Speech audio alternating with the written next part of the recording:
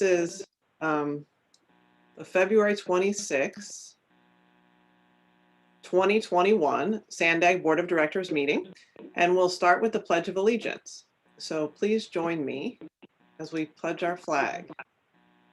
I pledge allegiance to the flag of the United States of America and to the republic for which it stands, one nation, under God, indivisible, with liberty and justice for all. Thank you. So a couple of quick housekeeping items before we move into the meeting. To help us to streamline our agendas, we have removed the standing PAC chairs report item unless any of our PAC chairs would like to announce something. So feel free to do so at the member comments item at the beginning of our meeting. Also, for members of the public who are wishing to speak, please raise your hand as soon as the presentation for the item has started if you are interested in speaking. So that way our clerk can monitor the public speakers, make sure we have a sense of how many there are, and make sure that we call on everybody. So with that in mind, Francesca, do we have any non-agenda public comments? No, Chair, I don't see any hands raised. Oh, I'm sorry, it's a member who needed to be promoted. No public comments. Okay, thank you. So I will sorry, now Nicole just raised her hand.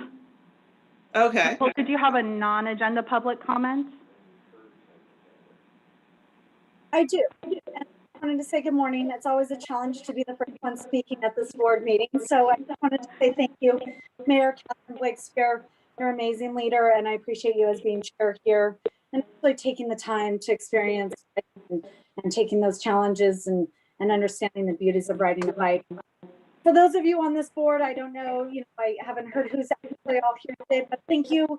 Your leadership is so valuable in our challenging times of San Diego. And so just as a public member, Nicole Burgess, if you don't know, I've been advocating for bikes for many years at SANDAG. We're all sitting across Mayor Gloria when we decided to pass the 200 EAP project. Many years, just not having built and finding that cities around the region are actually, not taking these into full heart when we use maintenance as an issue. So specifically in San Diego or other cities that are like delaying or taking time to do these projects, we have to realize that maintaining these bike facilities are like maintaining our health. So as mayors, go back to your traffic engineers, tell them that we want shade trees in these roundabouts. Tell them that we want best features for water management, and tell them to build these bike paths. Just keep our communities strong, bold, and resilient as we fight climate crisis. Thank you so much for the time. I know you have the agenda. Thank you all for everything. Chair Blakespear, I have. Yes, I know. We will get to member comments after we hear from public comments. So clerk, are there any more public comments? No, there are not. Okay, thank you. Thank you, Nicole, for your positive comments. We appreciate hearing that. I see Mayor Dedina has his hand up, and then we'll go to Mayor Sotelo-Solis. Yeah, good morning, everybody.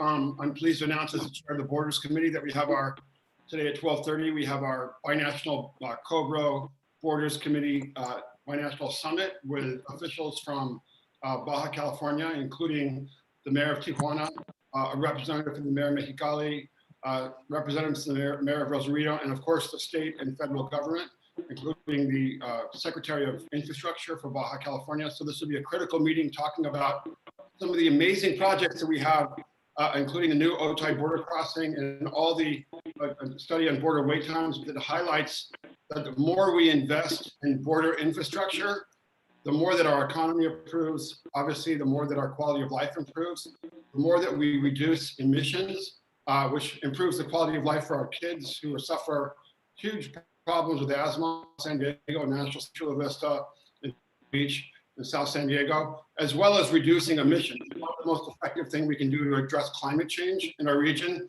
is focus on all the diesel trucks that sit there idling for hours on the border. So it's gonna be a great meeting, very important, more than ever. I know that I'm grateful that we'll have Mayor Todd Gloria there as well as our SANDAG leaders to really highlight in this new administration how important it is to continue for our leaderful region to work on both sides of the U.S.-Mexico border to bring our regions together to promote a better economy, better quality of life, and of course, improving air and water quality. So that's it, and I hope everybody can join us. And I want to thank every elected official who's on the committee, but all those who took my invitation to change your schedules to participate. We do appreciate it. And we know that all of us look forward to a new era of binational cooperation led by SANDAG, which has done an amazing job of making this happen. So that's it for this morning. Thanks. Thank you, Mayor Dedina. So now we'll go to Mayor Sotelo Solis. Gracias, Chair. Thank you so much. Thank you so much, Serge, for the invitation for later today as well. So I wanted to share that earlier this week, Hassan and I participated in the Strategic Growth Council meeting to encourage them to approve changes to the Affordable Housing and Sustainable Community Grant Program. And I'm pleased to share that the council adopted the new guidelines that include a geographic distribution goal that every region has the opportunity to partner with the state to provide much needed affordable housing and transportation options. Our region is taking steps to improve communities, as we all know, to provide better transit and reduce our GHGs, and the HSC program is an important funding tool for us to be able to use at this time. And now we need to make sure that all our housing developers, transit agencies, cities, the county, and SANDAG come together to build the strongest applications we can. So great work to the team who got us here through SANDAG, and Councilmember Nicole Capritz of the Strategic Growth Council, who worked very hard for this update so that these crucial funds could be available for our region. So thank you again to all the staff and to Ms. Capritz, as well as all of our future applications to be submitted. Thank you, Chair. Well, thank you for that great update. It's great to hear. Thank you. Mayor Jones. Thank you. Good morning, everyone. So I just wanted to bring up that I've talked about a couple of times, and that is for the big five moves, we really need to get the supporting documentation and the data so that we can make informed decisions. So I'm hoping that will come out soon, not 2 weeks or 1 week before we need to make any big decisions. So hopefully we can move forward on getting that done. So I'm looking forward to getting all that information so that we can make our informed decisions. Thank you. Thank you. Mr. DeLarda. Thank you, Chair Blakespear. I wanted to start by giving a shout out to all the engineers out there, since this is Engineers Week. So happy Engineers Week to all of you. I wanted to highlight a couple of events that happened recently that show basically the partnerships that we have in transportation in this region. The first one is the lighting of the UCSD sign on I-5 that happened last week. This community identifier highlights the partnership that Caltrans, SANDAG, and UCSD had for the construction of that bridge, and also for that community identifier. And special thanks to Senior Bridge Engineer, since it's Engineers Week, Adrian Cortez, for all the hard work that he did in making that happen. The second event that I wanted to highlight is the opening of the Torrey Meadows Bridge on State Route 56. That happened on Saturday, February 13th.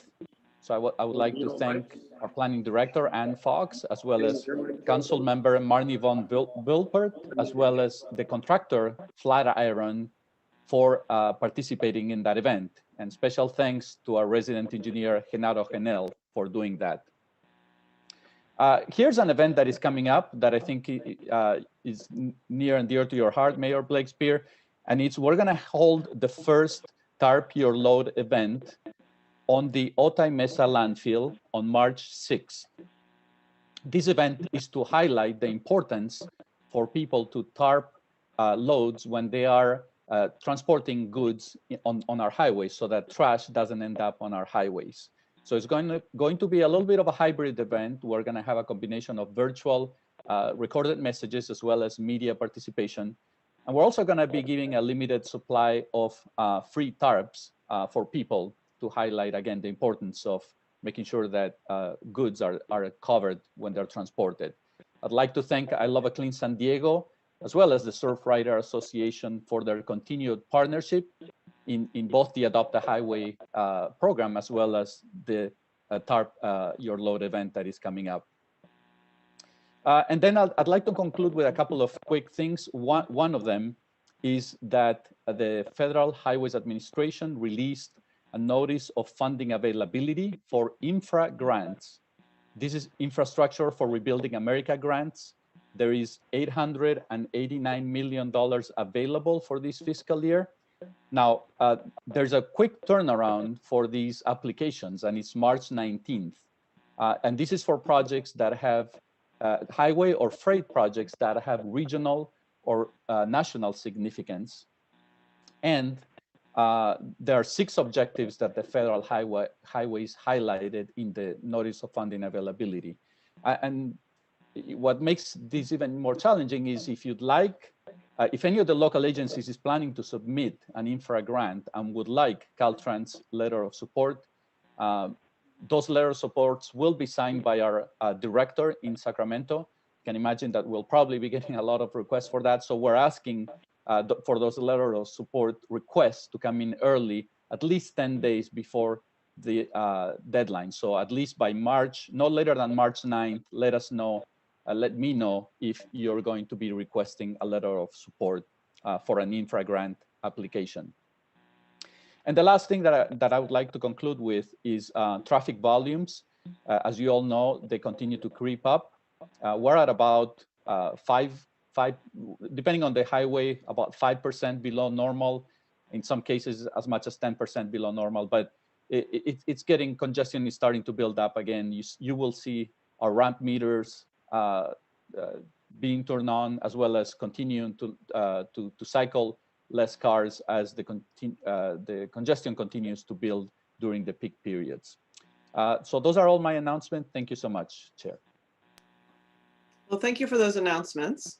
And I just wanted to request that everybody be conscious of keeping their microphone on mute when you're not speaking. We have 75 panelists here, and at the very moment, the only one who seems open is SANDAG Production and me, which is really good. But if we could all just be really conscious of that, it would help make the meeting have less feedback. So thank you. So I think that's it. I'm going to ask the clerk, do we have any other public comments that you see? No, Chair, we don't. Okay, thank you. So we'll go on to the Executive Director's report from Hassan. Thank you, Chair Blakespear. Good morning to all of you. A couple of items. Chair Blakespear, Mayor Gloria, Vice Chair Mayor Gloria, and Second Vice Chair Alejandra Solis, and myself and our team participated in a meeting with our national congressional leaders last week. I thought the discussion were great. We talked about our priorities. Our leaders talks about their vision of what the priorities are, and our leaders are ready to go to work to make sure that any future stimulus, we will have a heads up. I believe we're positioned as a region in a good spot to compete. Obviously, the Chair, Vice Chair, and Second Vice Chair could give their impression of the meeting, but I thought the meeting was good, good dialogue with our national leaders. I want to thank Mayor Dedina for inviting you all to the Border Committee. It's really an important meeting today, which include the municipalities and state government of Baja California. I encourage you to attend. You're going to hear a lot about the wait time study, a lot about Otay Mesa 2, which is one of our 5 priorities. On the Regional Transportation Plan, earlier this month, your Planning Director, Colleen Clemenson, and your Chief Economist presented how will we transform the vision into the plan.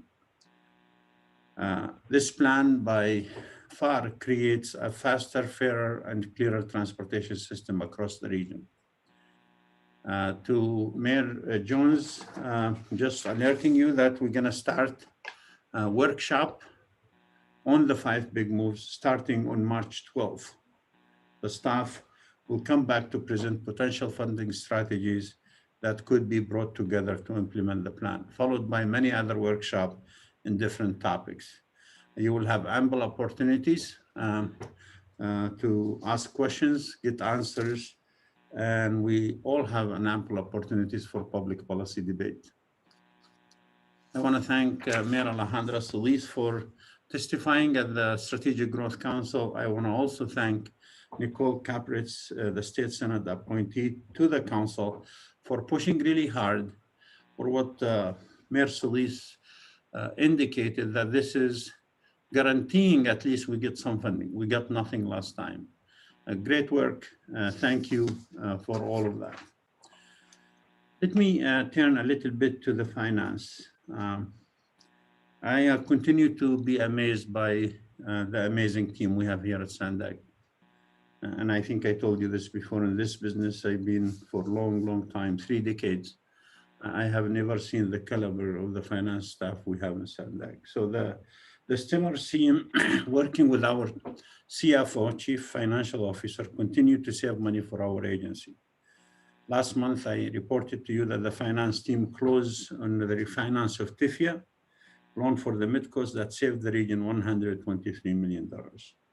Earlier this week, the team refinanced $537.5 million in short-term bonds. The bonds were oversubscribed by 4 times, meaning we had over $2.2 billion in orders. And that means we were able to further reduce the rate that the bonds were sold at, with a final rate of 0.27%, which is a record low for our agency. This transaction saved just over $15 million in cash flow savings. There is one more longer-term bond transaction the team is working on. I will report to you next time about the result. But I want you to join me in thanking this amazing finance team who continue to save hundreds of millions of dollars for the region. I think you all know that we're looking forward to the opening of the Midcoast later this year. Gustavo talked about the Gilman Bridge and the lighting, and the fact that every driver could see the name of this world-renowned university. It's a great partnership between Caltrans, SANDAG, and the university. We are obviously planning to celebrate, and just to let you know that it's remarkably, the Midcoast Trolley extension will open just months after MTS celebrate 40th anniversary of the establishment of the trolley in San Diego. Reminding you that a final reminder that application for the shared street pilot program are due March 5th. Each jurisdiction in the region is invited to apply for $5,000 award, comes with an additional $1,000 to pay for travel behavior and impact assessment. Go to the website to register and take advantage of this opportunity. I want to conclude by telling you that I look forward with my team to discussing with you the reimagining of the future transportation system that will not only improve the lives of San Diegan, but also reduce greenhouse gas emissions, meet the state and federal mandates, and will impact the social justice and social equity in the region. Madam Chair, that concludes my report. Okay, thank you, Hassan. We appreciate that. Mayor Gasterland. Yes, sorry. Thank you so much for that report. I do have a question. We've been analyzing the data about train strikes on the single track railroad through Del Mar. 80% of the 16 strikes have been very close to the Coast Boulevard crossing, which is right at a turn as a train either comes from the south or goes to the north. My understanding from my meeting with Mike Levin yesterday is that the Lausanne corridor is on the radar specifically. And I would very much like to highlight that the Lausanne corridor has this bottleneck with 2 curves at Los Penasquitos Lagoon and at Coast Boulevard. And the Coast Boulevard curve is where people do get hit. So it's so important for us to get it off the bluffs. Did that come up at all specifically? Mayor Gastron, as you know, the Lausanne corridor is one of our 5 agency priorities. You also know that I got the funding, $106 million to stabilize temporarily the stuff, but we're also doing the corridor study that absolutely will look at moving the Bluff inland. I will never recommend again to you that we do temporary solutions. We need to do permanent solution. Congressman Levin is also at the meeting we had with them, made sure that this corridor is highlighted as a national and statewide important. Terrific. Thank you so much for having your eye on that. Mayor Hall. We can't hear you, Mayor Hall. Yes, I too appreciate the report. One of the things, and I appreciate the upcoming workshop, but in all honesty, to have a good discussion, we need to see the supporting data so we can look at that and be able to speak intelligently at your workshop. So I have asked for 2 months to have any and all data supporting the 5 big moves and have yet to receive it. Will do. Okay, thank you. Any other comments from board members? Okay, well, seeing none, we have a consent agenda. So are there any questions or public comments on the consent agenda? And if not, I would entertain a motion. So moved, Madam Chair. Second, Sotelo Solis. Okay, we have a motion by Mayor Gloria and a second by Mayor Sotelo Solis. Thank you very much. For the city of Carlsbad, Mayor Hall. Aye. Thank you. For the city of Chula Vista, Mayor Salas. Salas, aye. Thank you. For the city of Coronado, Mayor Bailey. Bailey, yes. Thank you. For the city of, the County of San Diego, Supervisor Lawson Reamer. Aye. Thank you. For the city of Del Mar, Mayor Gasterland. Aye. Thank you. For the city of El Cajon, Mayor Wells. Yes. Thank you. For the city of Encinitas, Chair Blakespear. Yes. Thank you. For the city of Escondido, Mayor McNamara. McNamara, aye. Thank you. For the city of Imperial Beach, Mayor Dedina. Imperial Beach, yes. Thank you. For the city of La Mesa, Councilmember Shu. Yes. Thank you. For the city of Lemon Grove, Mayor Vasquez. Yes. Thank you. For the city of National City, Mayor Sotelo Solis. Sotelo Solis, aye. Thank you. For the city of Oceanside, Councilmember Rodriguez. Rodriguez, aye. Thank you. For the city of Poway, Mayor Voss. Aye. Thank you. For the city of San Diego, Mayor Gloria. Aye. Thank you. For the city of San Marcos, Mayor Jones. Jones, yes. Thank you. For the city of Santee, Mayor Minto. Minto, yes. Thank you. For the city of Solana Beach, Mayor Hebner. Hebner, yes. Thank you. And for the city of Vista, Mayor Ritter. Ritter, yes. Thank you. And that does pass unanimously. Okay, thank you. So that brings us to our reports. So this is a reminder to the public to please raise your hand once the presentation is started so that we can make sure and call on you. So then the first item is number 13, which is SANDAG Disadvantaged Business, Enterprise, and Workforce Utilization Program Update. So I will hand it over to Elaine Richardson. Good morning, members of the board. The DBE program was originally created by the U.S. Department of Transportation to address the ongoing discrimination and civil rights of business owners. The program objective is to provide small businesses owned by women and minorities with a fair opportunity to work with public entities such as SANDAG. Today, we see that the need for racial justice has become such an important movement in protecting the rights of all people.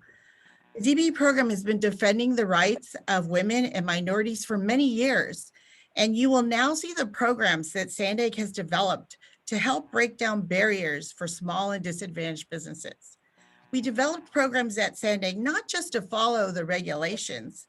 Instead, we do it because it is our responsibility as a public agency to assist businesses of color and women by implementing these programs so they may have the same opportunities as any other firm that wants to do business with SANDAG. Next slide, please. And here's our agenda today. We're going to be talking about our Office of Diversity and Equity, an update on the DBE program, introducing our bench program to you, an update for Midcoast, and finally, the next phase of our program, which is workforce utilization. Next slide, please. And here is our Office of Diversity and Equity that was formed in 2019 to consolidate several key civil rights, social equity, and workforce utilization functions. This diagram shows the various functions that we are responsible for. Our mission is For which we are responsible. Our mission is to advocate for communities, fosters the growth of small and diverse businesses, and develop new workforce opportunities through program initiatives and innovation. Next slide, please. SANDAG is a recipient of federal funding through the U.S. Department of Transportation. Therefore, we're required to establish a DB program. We're a direct recipient of Federal Transit Administration funding, and therefore we have a separate FTA program for our DBE goal. We are a subrecipient of Federal Highway Administration funding through Caltrans, so we follow the Caltrans DBE program for FHWA funded projects. And if you look to the right, you're going to see all of the DBE groups that belong to the program: Black American, Hispanic American, Native American, Asian Pacific, Subcontinent Asian, and women. And this program was designed to level the playing field to encourage participation of DBE firms by removing barriers and maximizing opportunities for minority and women-owned businesses so that they can be successful with their emerging businesses. Every 3 years, we establish a new triennial goal for our FTA-funded projects, and we're just now starting that process in March. We'll be coming back to the board in May for your approval to go out for public comment. Next slide, please. So here's a chart that shows you the FTA DBE goal awards and payments for federal fiscal years 2019 and 2020. As you can see, the orange bar is the FTA DB goal. It's 10.3%. In federal fiscal year 19, as you can see, had we not executed an award with DB participation, we were at 8.9%. We would have been at 14.3%. So all other FTA procurements would have been at 14.3%. And what occurred with that contract was that the DBE work actually moved to federal fiscal year 20. So as you can see, 2020, we exceeded our 10.3% goal at 16.7. But the telling sign of this chart is the blue bar, because that is what we're actually paying DBEs. And so we are exceeding the goal in our payments to DBEs. Next slide, please. So we decided to take a look at all procurements that we've done and what we actually paid to DBEs. And we looked at it over the last 5 federal fiscal years. So if you look at the left side of the chart, it shows you the progression of payments to DBE firms. And you can see a spike in 2017. Well, that's where our Midcoast project kicked in, because you're going to see later on the great successes we've had on the DBE program. But the chart on the right shows you by DBE group what we've been able to pay. The $279 million, just to put that into perspective, is all what was paid to all vendors was $1.7 billion. So the 279 represents 16% of all of our payments went to DBE, which I believe is phenomenal. So this program is really working for SANDAG. Next slide, please. In 2020, Caltrans completed an evaluation report on disadvantaged business enterprise programs throughout the state of California. 19 public agencies, including SANDAG, underwent an on-site review of 11 different DBE compliance areas. And SANDAG was the only agency that was 100% compliant across all compliance areas. And what the report also showed, that there was only compliance of about 43% across all of the other agencies. So we are really pleased that the DBE program continues to demonstrate that SANDAG is committed to following the regulations, and more importantly, that we're maximizing opportunities for these women and minority-owned firms. Next slide, please. And now for our bench program. This is a program that we've developed to really reach out to small and disadvantaged businesses. It was created to look for opportunities so that these small and disadvantaged businesses could participate on our very large on-call contracts. So the bench is actually open to DBE and small business certified firms that can do one or more services. And there's 3 bench programs: architecture and engineering, construction management, and planning. And what this list of all these different firms represents is that it's a pool of all these DBs and small businesses that our primes can use. And our primes look for this. And actually, many other agencies use our list also. So it's definitely a way for these businesses, these small businesses, to get more opportunities throughout the region. Next slide, please. So in terms of the before and after our bench, we wanted to measure, is our bench really effective? So we analyzed how many DBE firms we were able to use before the bench. Prior to the bench, because we've had several A&E on-call procurements that have been done series. So before the bench, we were only able to use 15 DBEs. After we implemented the bench, we were able to use 78 DBE firms, which is a 520% increase, which is phenomenal because that's that many more small and disadvantaged businesses that are getting work at SANDAG. Next slide, please. And here is the dollars that we've been able to increase by using our bench. These are DBEs and small businesses. Prior to the bench, we were at 9.4 million that were awarded to the DBEs and small businesses. After the bench, it increased to 50.4 million, which is a 436% increase. Next slide, please. And now for the Gold Star project of SANDAG. So the Midcoast project was funded by is funded by FTA and requires a separate DBE goal. And this goal is 11.3%, which is fairly, I mean, it's a large goal because, you know, it's a $2.3 billion project.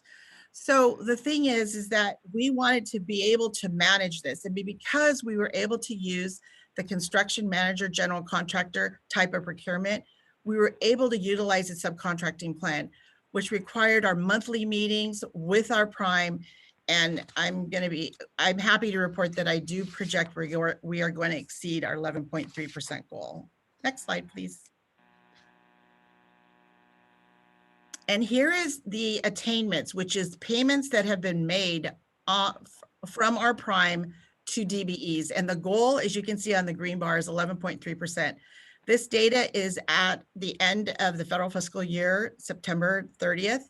So they were just under the 11.3% goal. But I'm happy to report we've looked at the data through December, and we are already tracking at 12.14%.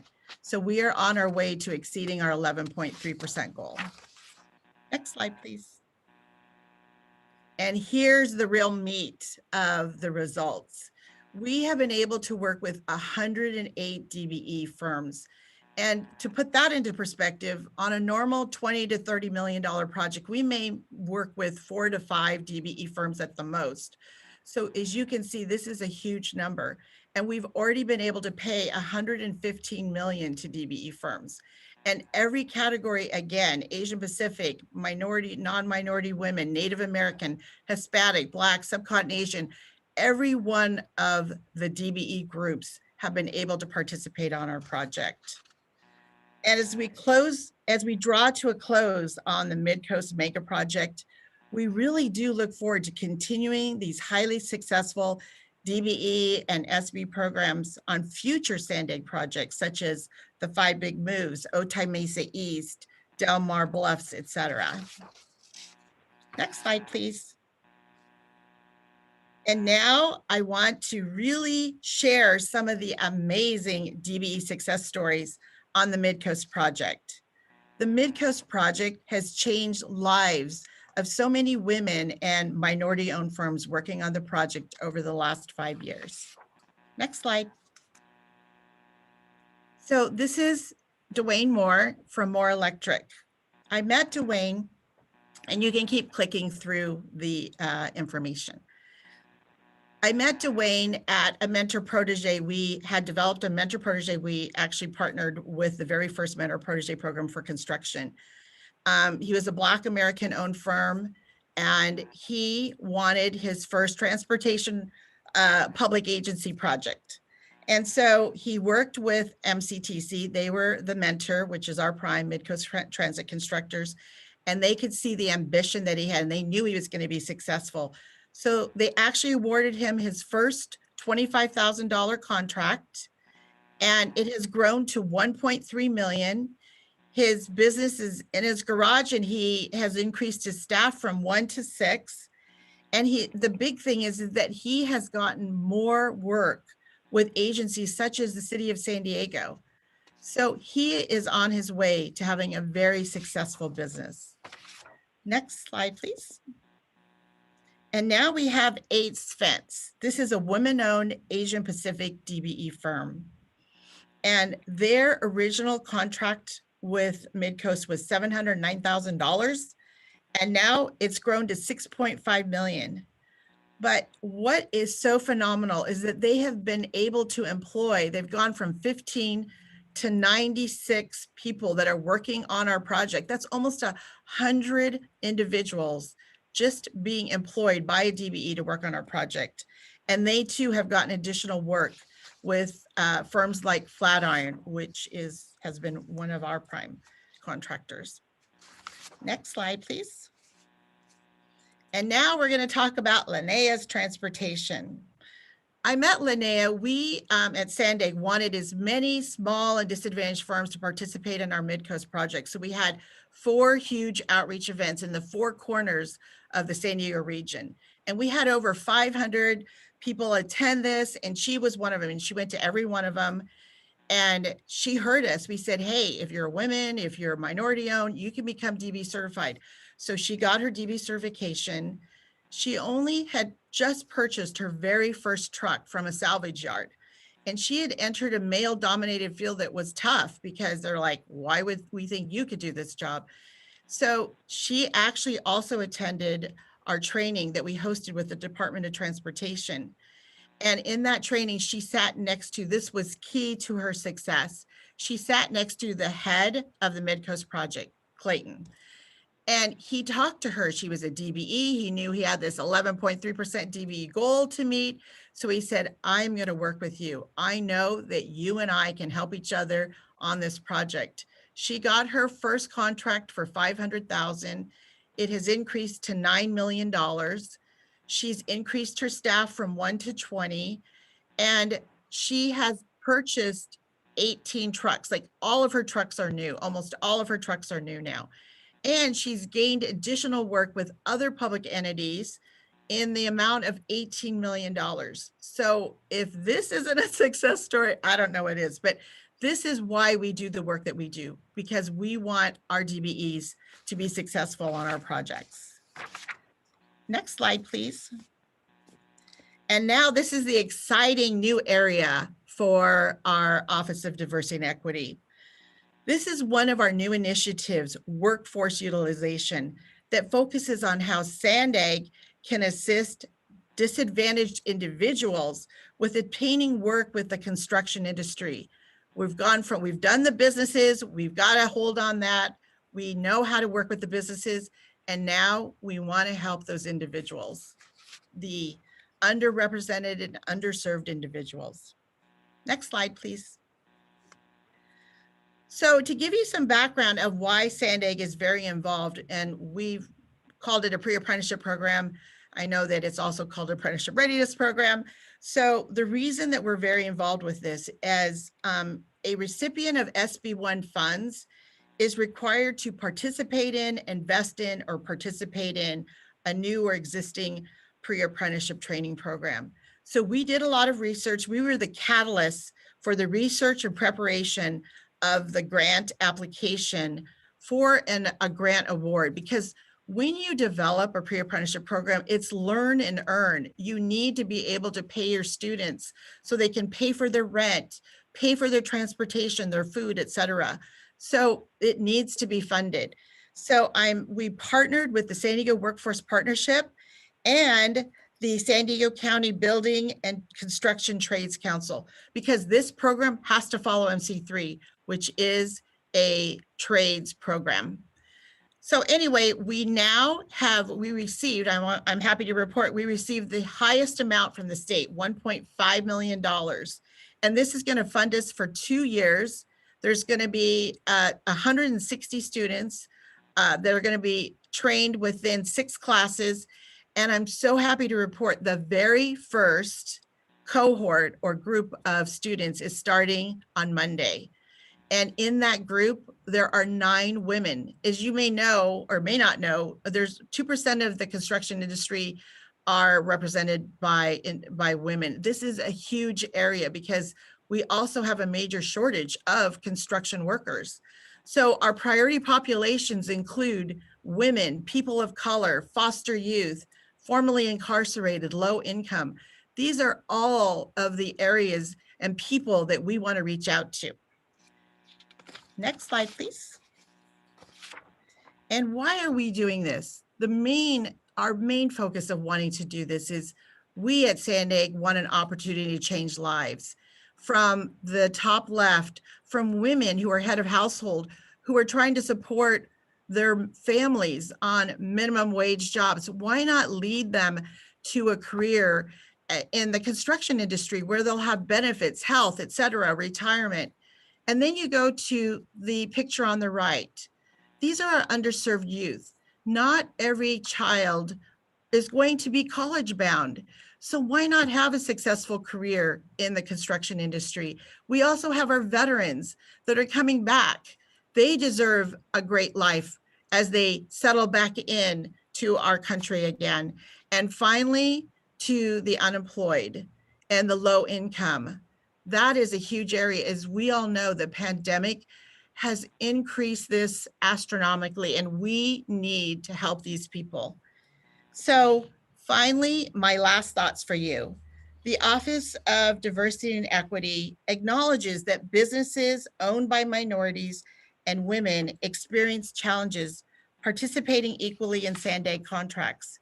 Through the DB program and other activities, the Office of Diversity and Equity seeks to eliminate barriers and level the playing field for all businesses. The next phase of our program is workforce utilization, and we hope to establish the same type of programs for underserved individuals. The results summarized in this report are a testament to SANDAG's long-term commitment to serving underrepresented communities, supporting small and diverse businesses, and developing workforce opportunities. This concludes my report. I'm happy to take any questions that you may have. Well, thank you very much, Elaine. That was fascinating. And I really appreciate those examples from the Midcoast project. That was really interesting. I know we have a couple of public comments. So I see a number of hands raised, but I think I'm going to go to the public comments first and then come back to the board. Thank you, Chair. The first public speaker is Tom Lemon. Tom, we've given you access to your microphone, so you can go ahead and start whenever you're ready. You have 3 minutes. Thank you so much. Wow, how do you follow that? That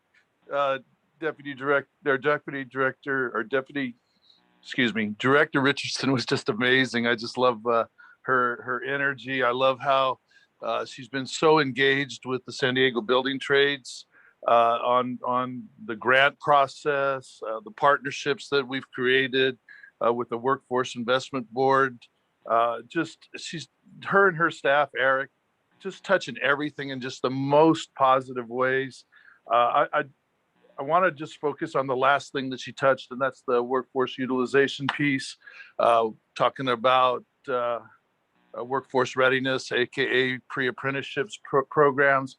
And I want to remind everyone that when we talk about apprenticeship programs in the state of California, that the San Diego building trades and all its affiliates up and down the state are responsible for 95% of every graduate from apprenticeship program that is women or people of color. So we're doing our job. We're excited to be deeply involved with SANDAG as we work forward with the SB1 grants.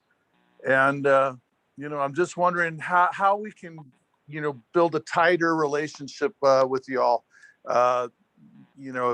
We're doing our part. I know you guys are making lots of efforts on compliance and meeting the contractors' needs for skilled and trained workforce. We have those folks, and absolutely amazing. Great job, Elaine. It was fun to listen to you. And I waited 3 weeks to make these comments, by the way. Thank you. Thank you, Tom. Next, we have Gretchen Newsom. Gretchen, you should have access to your mic and you can start whenever you're ready. Thank you so much. Gretchen Newsom, representing IBEW 569. I would like to thank SANDAG staff and leadership for your commitment to increase opportunities for DBEs and disadvantaged workforces. Sincerely, thank you to staff. We see you and we really appreciate your work. But I think we can do a better job delivering on career opportunities with excellent wages and benefits, the whole package that's needed to support working families across the region. And I'll reiterate my points from the last meeting where we presented the Quality of Life Coalition letter and priorities for the RTP, in that we think that the RTP should ensure transportation projects are creating high quality careers in construction through a project labor agreement, promoting and creating more pre-apprenticeship and apprenticeship opportunities, and prioritizing equity, local hire, and community benefits.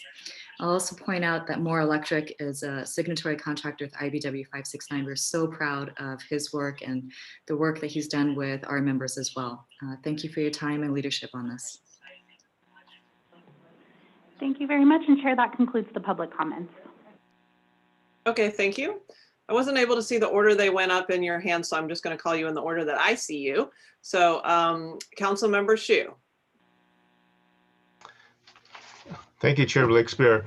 SANDAG does have a tremendous resource, and when we're using these public funds, we really should be leveraging them in a way that affects our economy and our workforce the best we can in an equitable and what is going to make a huge difference socially.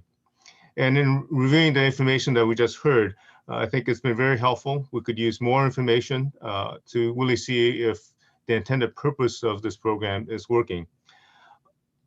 And when I just heard from Tom Lemon and Gretchen, and I thought of this is what society or systems, cultures have had for years, apprenticeship programs in which we train our local youth for careers in our community. We really should be doubling down on this. I think the goals of 11% is fine. It wouldn't be bad if we double or triple that. This is how societies get better, and how we can meet the needs of our society in terms of a really well-trained workforce that we can all benefit from. Thank you so much for the report. Thank you. Mayor Huebner. Thank you, Chair. I was really pleased to see and hear this presentation today. I'm not surprised at its great success. I recall in 2014 accompanying Elaine to a WTS event where she received an award for this. And she's been working hard, obviously, to achieve the successes that she has. So congratulations. I also would like to acknowledge the ripple of opportunities that this program has been offering to these firms and others, and think it's a great program, and I concur. Of course, we could do better. So I'm sure Elaine will put her efforts toward that as well. Thank you. Thank you. Thank you. Mayor Gasterlin. Thank you. I'd like to add the observation that for research grants, when people have somebody from a disadvantaged background that they can support on a grant, there are mechanisms to apply for extra money. And I wonder if this DBE program could benefit from increasing the pipeline of future business owners by having a satellite program to help train those potential people from disadvantaged backgrounds so that they're in a position to have the skills and the experience to apply for the bigger type of grant here, which looks to be about $1 million per DBE on average. Thank you. Thank you. Gustavo, Mr. Delarda. Thank you, Chair Blakespear. Elaine, great presentation.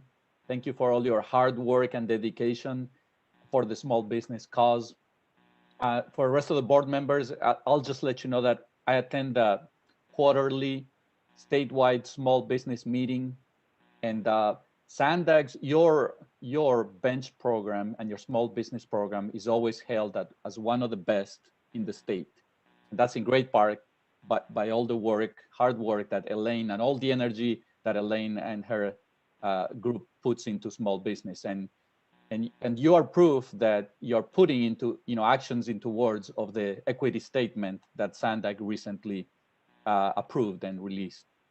And last but not least, Elaine, Caltrans is hosting a DBE summit on March 30th. So we will share the information with you. If I can ask for your help in spreading the good word, that summit is going to allow for small businesses like the ones you highlighted to learn more about the program, how they can become DBE certified, as well as for some DBE already certified businesses that can let us know how the program is working. And there's going to be some listening sessions and opportunities also to meet the prime. So we'll share the information with you. If we can have your office help us spread the word, I would appreciate it. Thank you.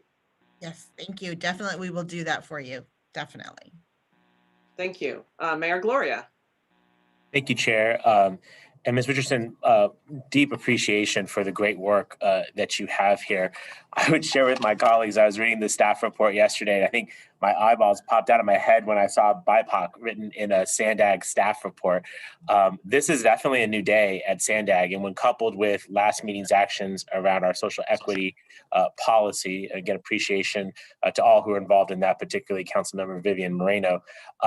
This is really a different SANDAG that I think is looking beyond its traditional role to really bring value add to this.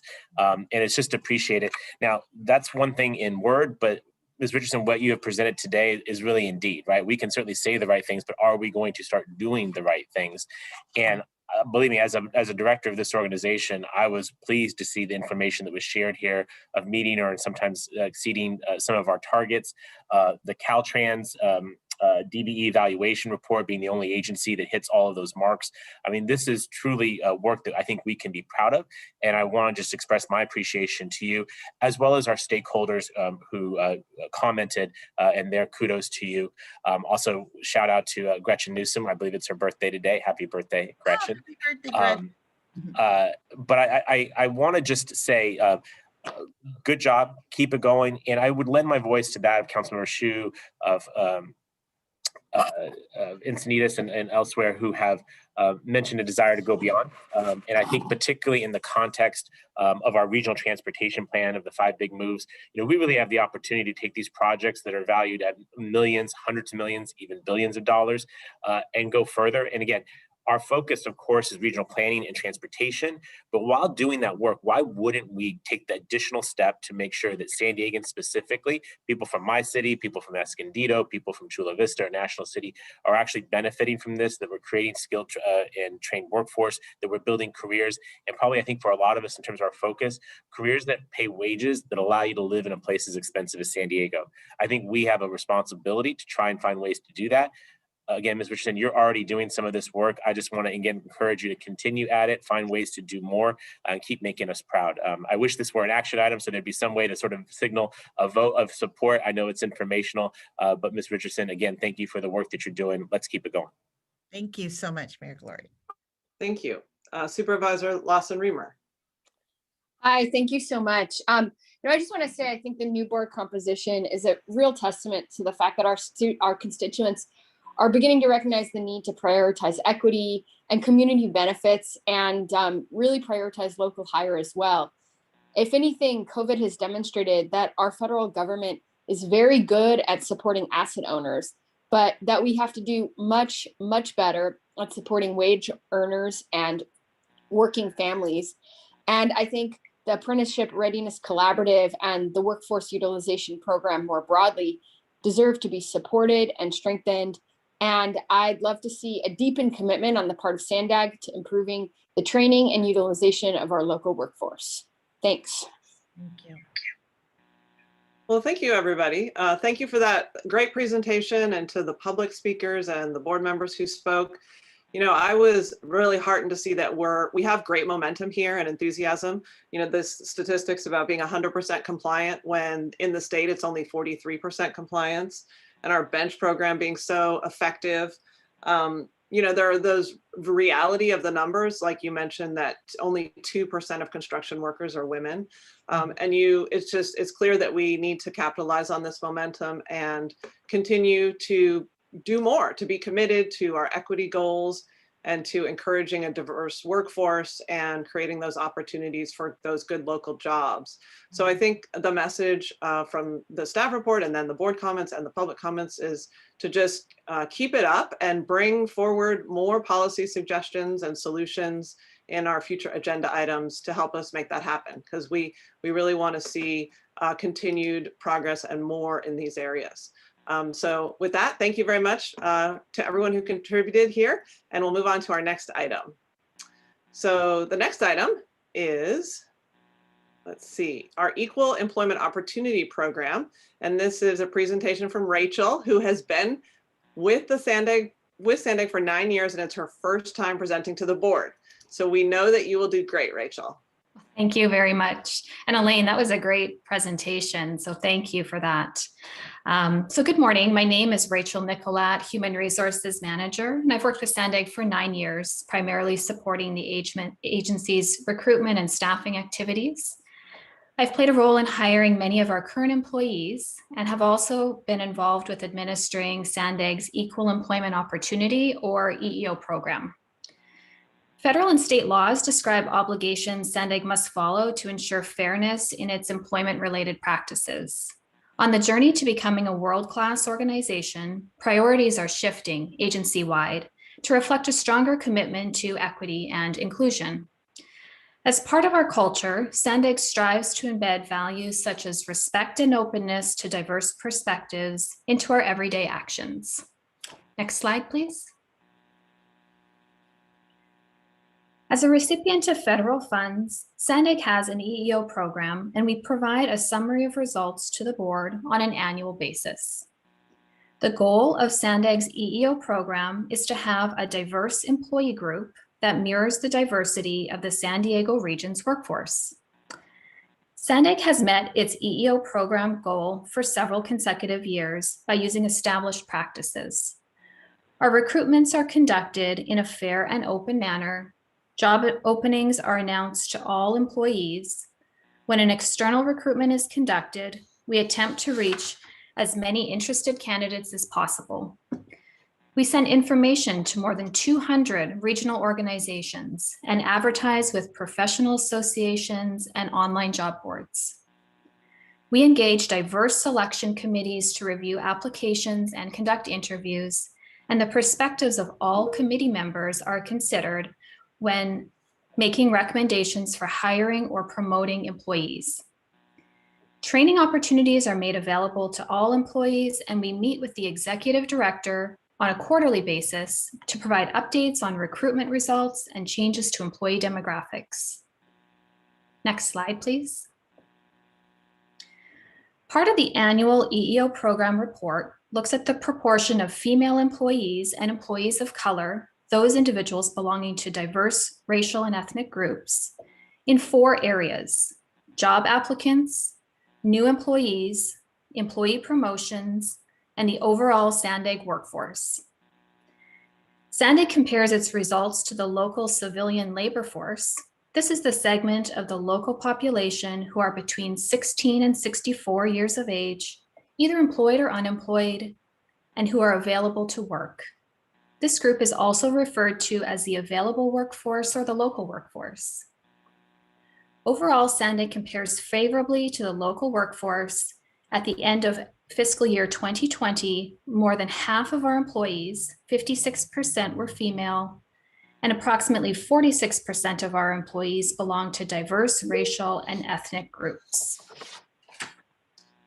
Next slide, please. Another way SANDAG evaluates its EEO program is to look at the proportion of female employees and employees of color in 5 categories. The proportion of female employees meets or exceeds the local workforce in 4 out of 5 categories. The service maintenance category is underrepresented. This group contains 17 employees who work mostly as landscapers and maintenance technicians.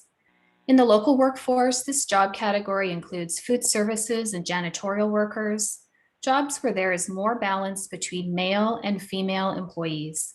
SANDAG does not have these types of positions. The representation of people of color in our officials and administrators category, comprised of 25 executive employees, is lower than the local workforce. The agency meets or exceeds the local workforce in all other job categories. Next slide, please. The annual EEO program report would usually end with the results I've just shared this morning. However, I want to take a minute to describe some of the newer initiatives SANDAG is undertaking in support of diversity, equity, and inclusion, or DEI. Last year, SANDAG engaged Dr. Sharon Adams, a consultant with expertise in DEI, to guide the agency in establishing internal programs and practices that will lead to a stronger organizational culture.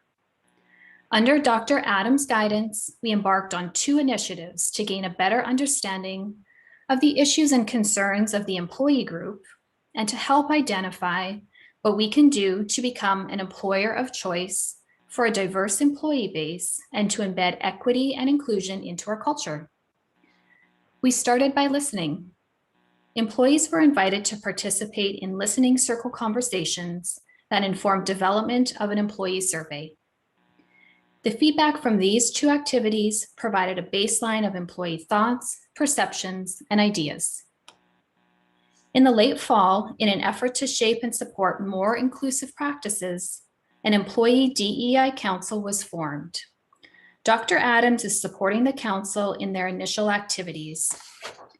The council had their first meeting in January and will be engaged in training and learning more about their roles as ambassadors and leaders with respect to DEI in the months ahead.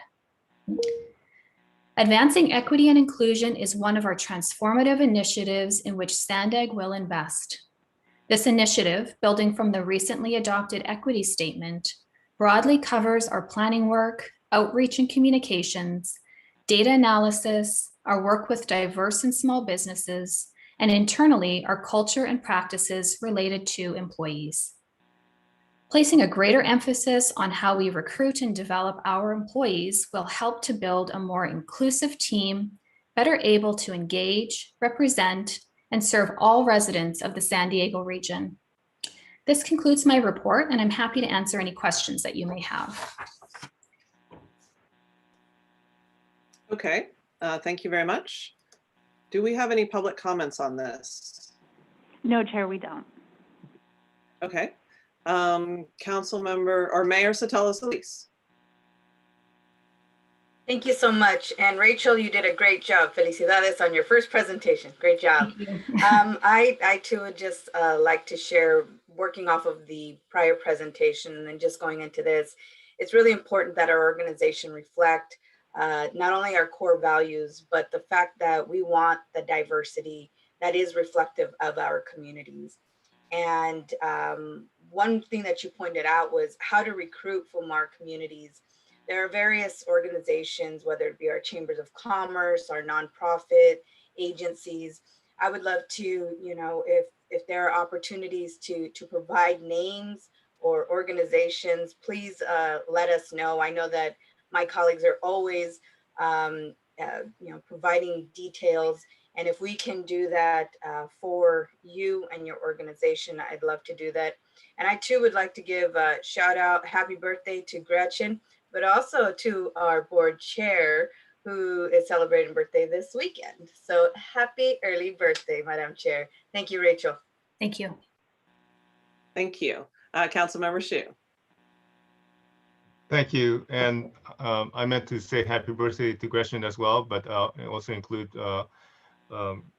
Chair Blakespear. I just wanted to shed another light on this whole issue of diversity and inclusion.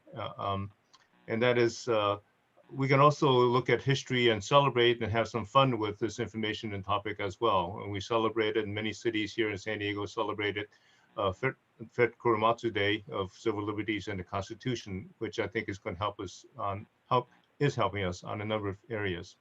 And that when we deal with diversity, there is a fun side as well with music, with food, and I hope we do that within our organizations. which help us work together in a fun way, which I won't belabor this anymore because I can only celebrate the Chinese New Year's for about a 2-week period. So we still celebrate that. And what that means is it's a fun time, as well as we get to celebrate food, culture in many ways. And that's something that we can all celebrate and have fun with. So I'm looking forward to Juneteenth this year because I'm planning on getting out and having some great barbecue and maybe some vegetarian foods as well. Thank you. Thank you, Councilmember Shu. So now we know what you'll be doing on Juneteenth. I just want to say happy birthday to Gretchen. And also, you don't have to wish me a happy birthday because this is my unbirthday year. So I was born on leap year and there is no February 29th this year. So I'm turning 11 1/4. So it's in that blink of an eye. So thank you though for the thoughts.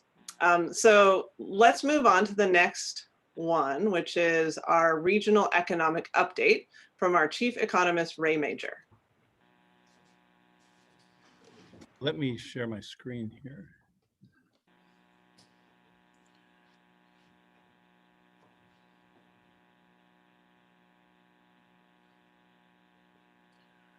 Okay.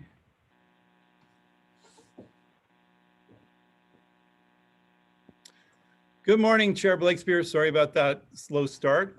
Vice Chair Gloria, members of the board. I have some good news to share with you today. I'd like to spend the next few minutes talking about the 2021 TransNet forecast, give you an update on that, and also to explain a little bit about why the forecast is better than we had expected a year ago. And then to spend just a minute in terms of transparency and giving you an outlook in terms of what we expect through 2048. We had committed to bringing back the forecast, the long-term forecast each year a couple of years ago to let you see the impact of what was happening locally. I'd like to start by sharing with you the forecast that we did pre-COVID. And so before the COVID crisis, these were the numbers that we were budgeting towards. So 2019 came in at $305 million. We had the fiscal year 2020 was 319 million, and then 328.7 million was the forecast that we budgeted for 2021 pre-COVID.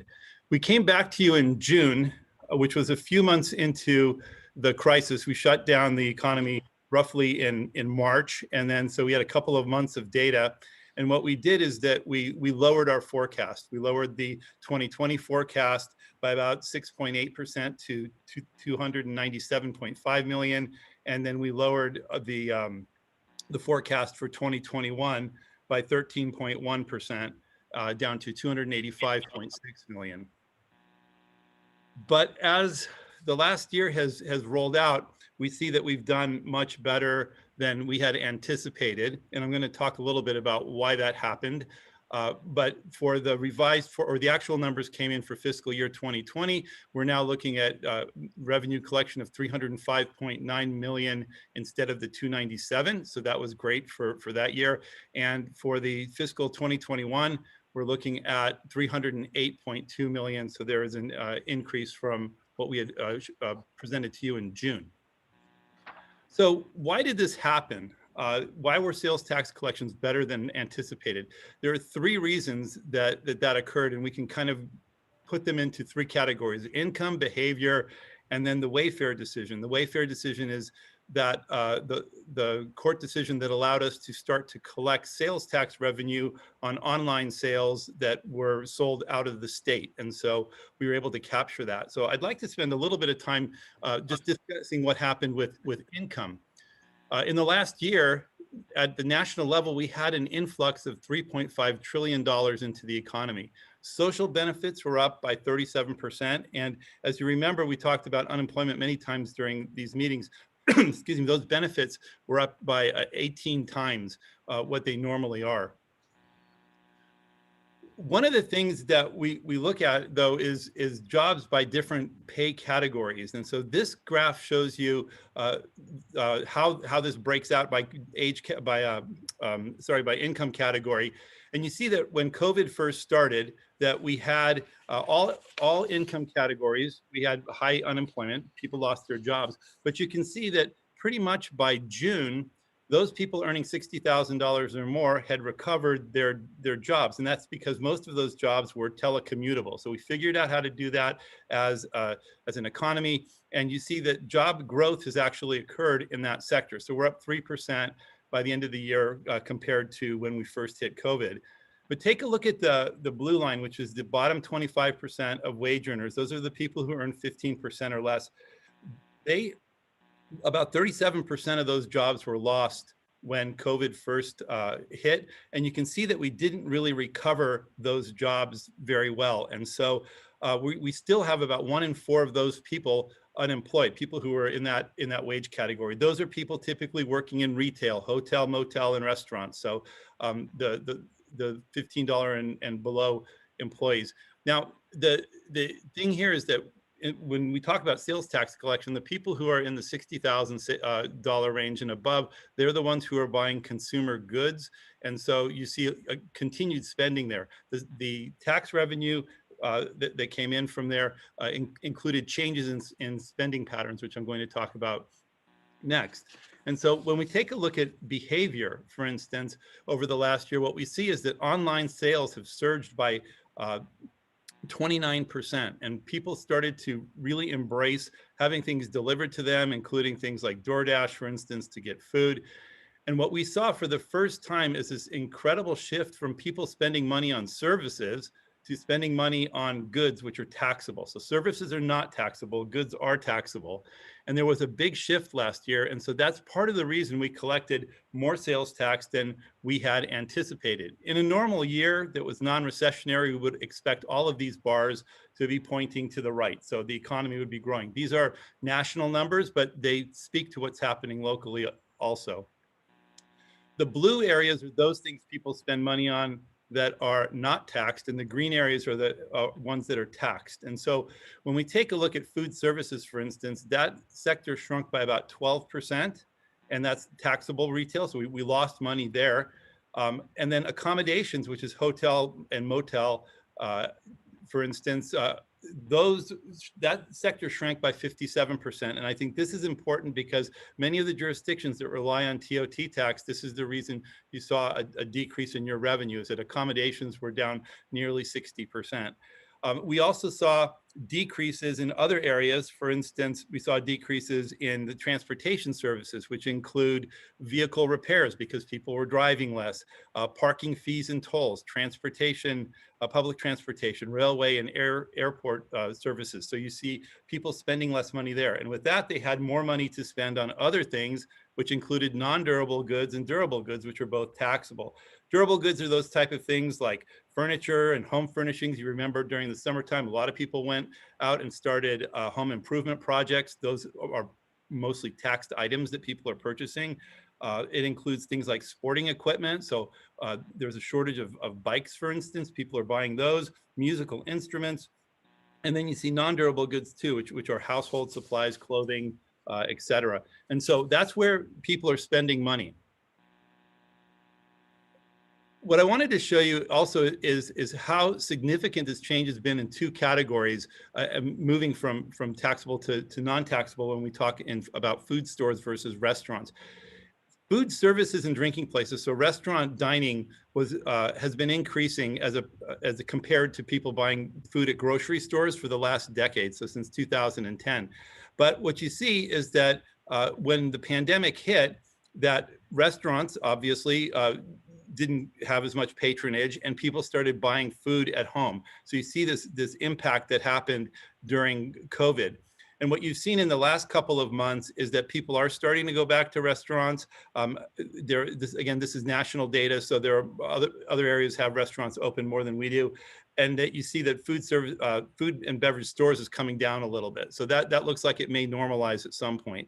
But if you look at online versus brick and mortar, and this is interesting, we've all known that for the last decade that online sales have just been taking off, and that brick and mortar has had some difficult times.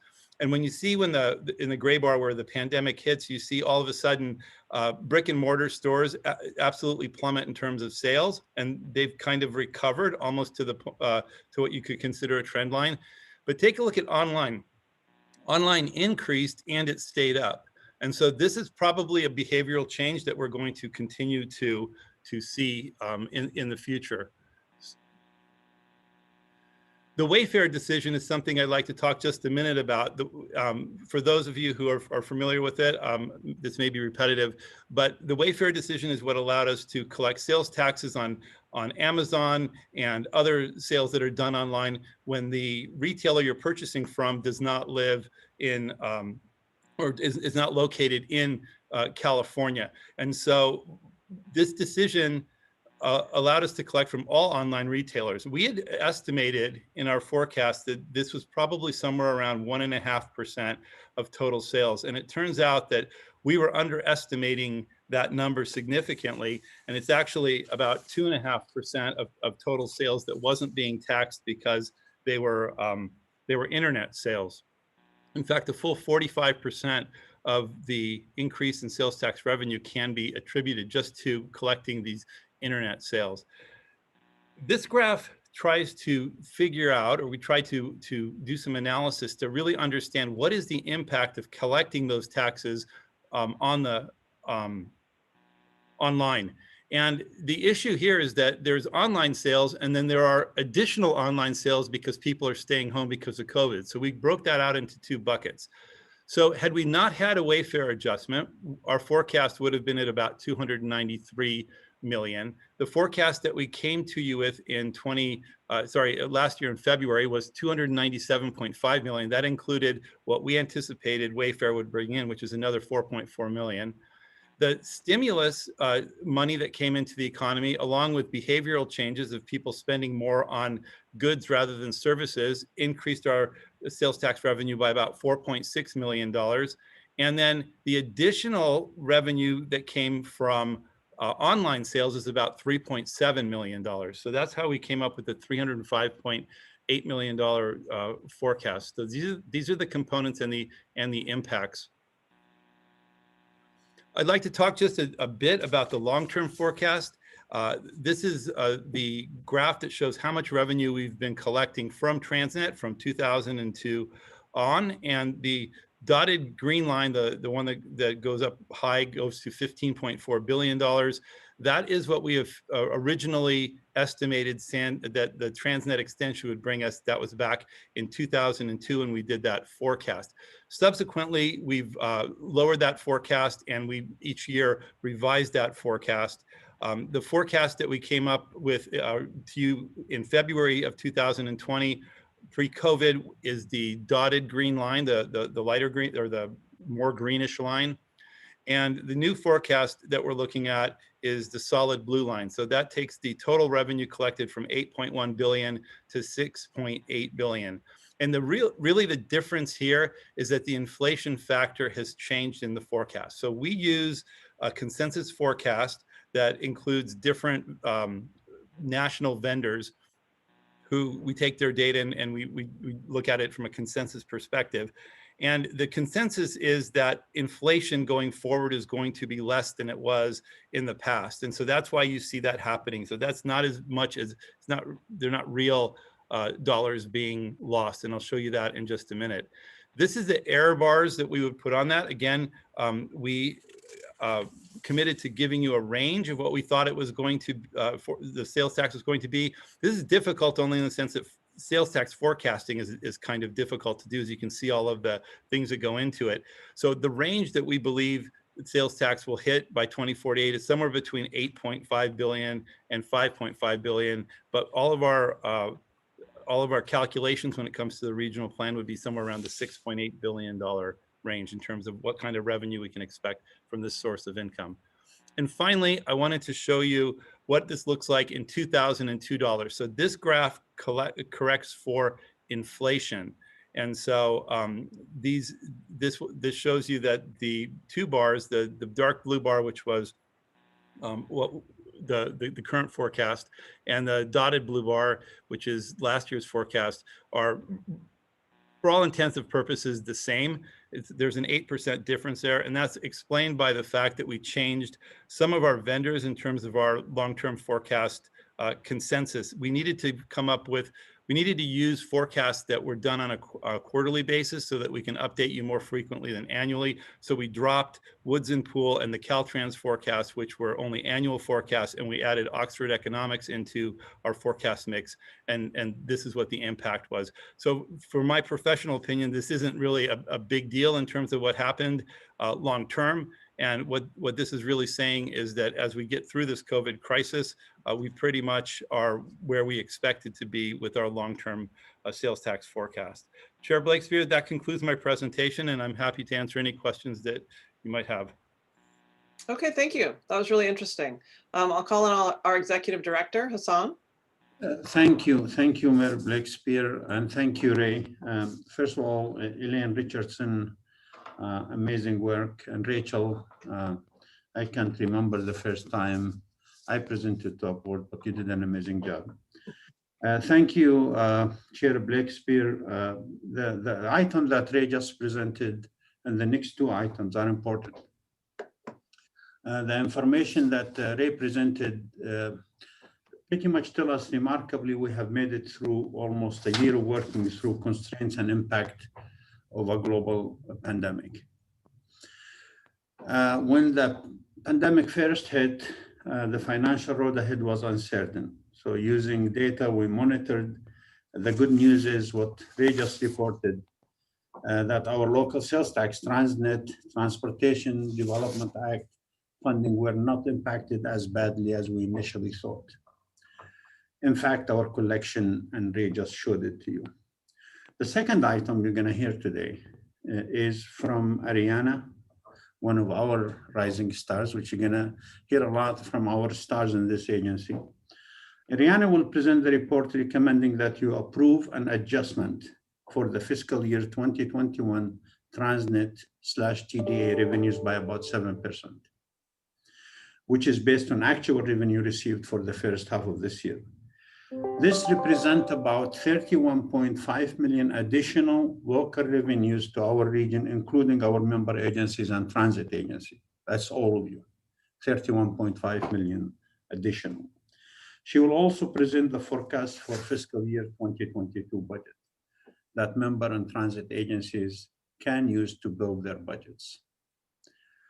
Lastly, when the fiscal year 2021 budget was adopted, staff committed to come back to the board on a quarterly basis and review the revenues and expenditure and proposed budget amendments.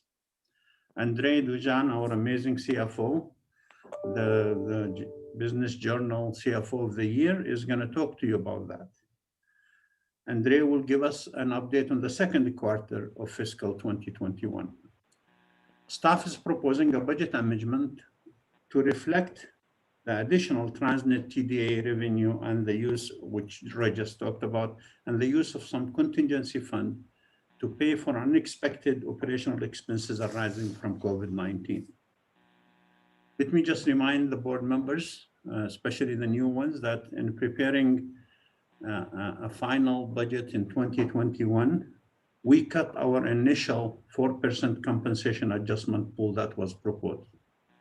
We gave zero, we didn't give.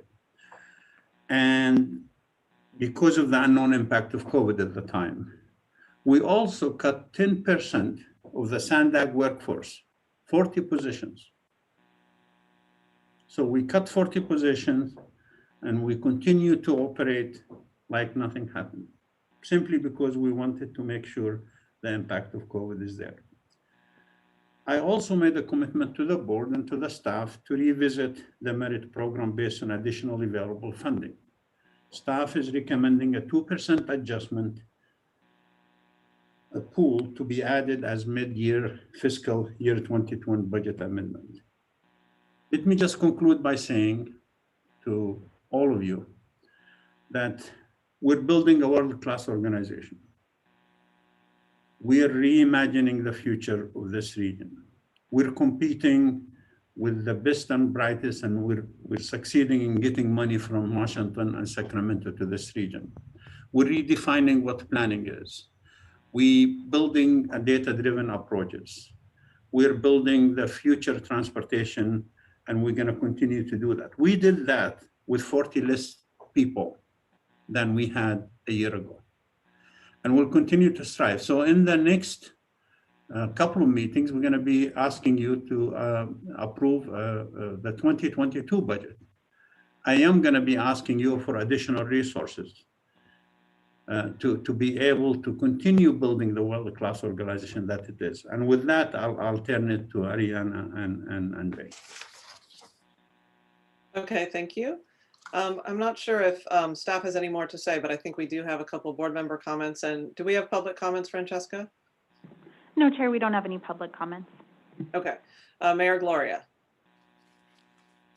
Thank you, Chair. And Ray, thank you for the presentation. Obviously, this is welcome news, and I don't mind being fiscally conservative on the front end of this thing when so much was uncertain. I'm glad to obviously see this positive news. This is obviously good news for SANDAG, but it's also good news for our transit providers. And I'm curious if MCTD or MTS can comment on what this may mean for their operations.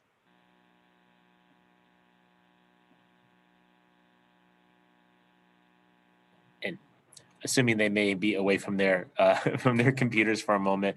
The reason I raise that for my colleagues is obviously all of us, whether in our cities or here at this agency or at the transit agencies, we're all trying to do what we can to get through this difficult time. I know a part of their budgeting process had contemplation of fare increases. I'm curious to know if that is continuing to be pursued at this time, particularly in light of this information, as well as the potential of additional federal stimulus, which hopefully Congress will approve shortly. We'll stay tuned for more of that. But if any of the transit agencies can comment on that, I'd appreciate it. If they're not able to do that this time, I understand, and I'm happy to move this item and look forward to the next item and discussing potential ways to allocate these funds. If they're not, I don't see them popping up quite yet, but we could, I'll call on the other board members and circle back if MTS or NCTD would like to answer that question. Or I do see NCTD Chair Councilmember Kranz, so I'll let you go ahead. Thank you. I would respond by saying essentially that there's a bit of a lag at the transit agencies. When we get this kind of good news, we certainly celebrate with you, but it's gonna take some time to assess. But it is good news, and we're looking forward to plugging these forecasts and revenues into our budget, and hopefully we can address that issue of fare increases because of this. But at this point, we haven't had a chance as a board to be able to assess this. But obviously this kind of good news is very welcome. Thanks for those comments, Mr. Chairman. And obviously, our hope would be to avoid fare increases. I'm sure that's how you feel as well.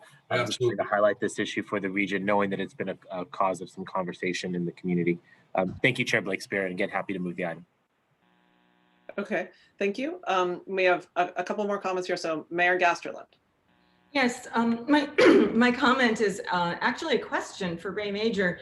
Looking at the models and the projections, I see that 2007 projection may have suffered from small numbers. It was based on just a few years. And I appreciate the new correction. And I'm wondering if there are two things in the new correction, the dark blue line. One is there an assumption that the Wayfare adjustment will continue to grow proportionally to other types of sales? Because for this year, it reflects an adjustment in behavior during COVID, but in fact, we don't know what the mix of online versus local versus out of state will be going forward. So I would caution, be careful until we know the answer to that assumption, but perhaps the model bakes that in. And then the related question is, the amount of spending in the next 2 years is uncertain. People had to invest quite a bit because of COVID, and there was quite a bit of spending loss during this past year in many, many households during COVID. So, when we look at large enterprises, and one model that we could look at is a university in the area, whether it's San Diego State or University of California, San Diego. A lot of money was spent that we didn't have. So we effectively spent future money to account for COVID. So we're going to have to make up for that and reimburse those coffers. So that may dampen the recovery rate over the next 2 years. And I wonder whether the model accounts for that. And we saw the same thing, 2008, 2009, 2010 were downward trends. And we may well see that in the next 2 years going forward. Thank you, Mayor Gasterlin, for that question. The long-term forecast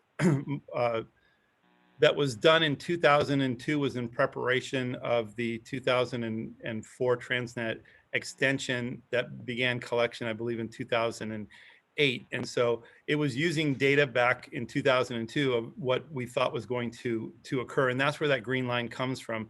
The decrease in revenue that occurred in 2008, 2009 has to do with the Great Recession, where we did lose in real dollar terms a significant amount of sales tax revenue. And you see that we've taken a while to get back to where we were pre-Great Recession. The other thing that that has changed in these models is the fact that we believe that the population growth in San Diego is significantly less now than it was forecast to be back in 2002. There we were forecasting over 4 million people, and now we're at about 3.7 million people. So that's another reason that that's tempered. In terms of how we do the forecasts, we're using nationally recognized forecasting firms, IHS, Moody's, and Oxford Economics, which all do quarterly forecasts.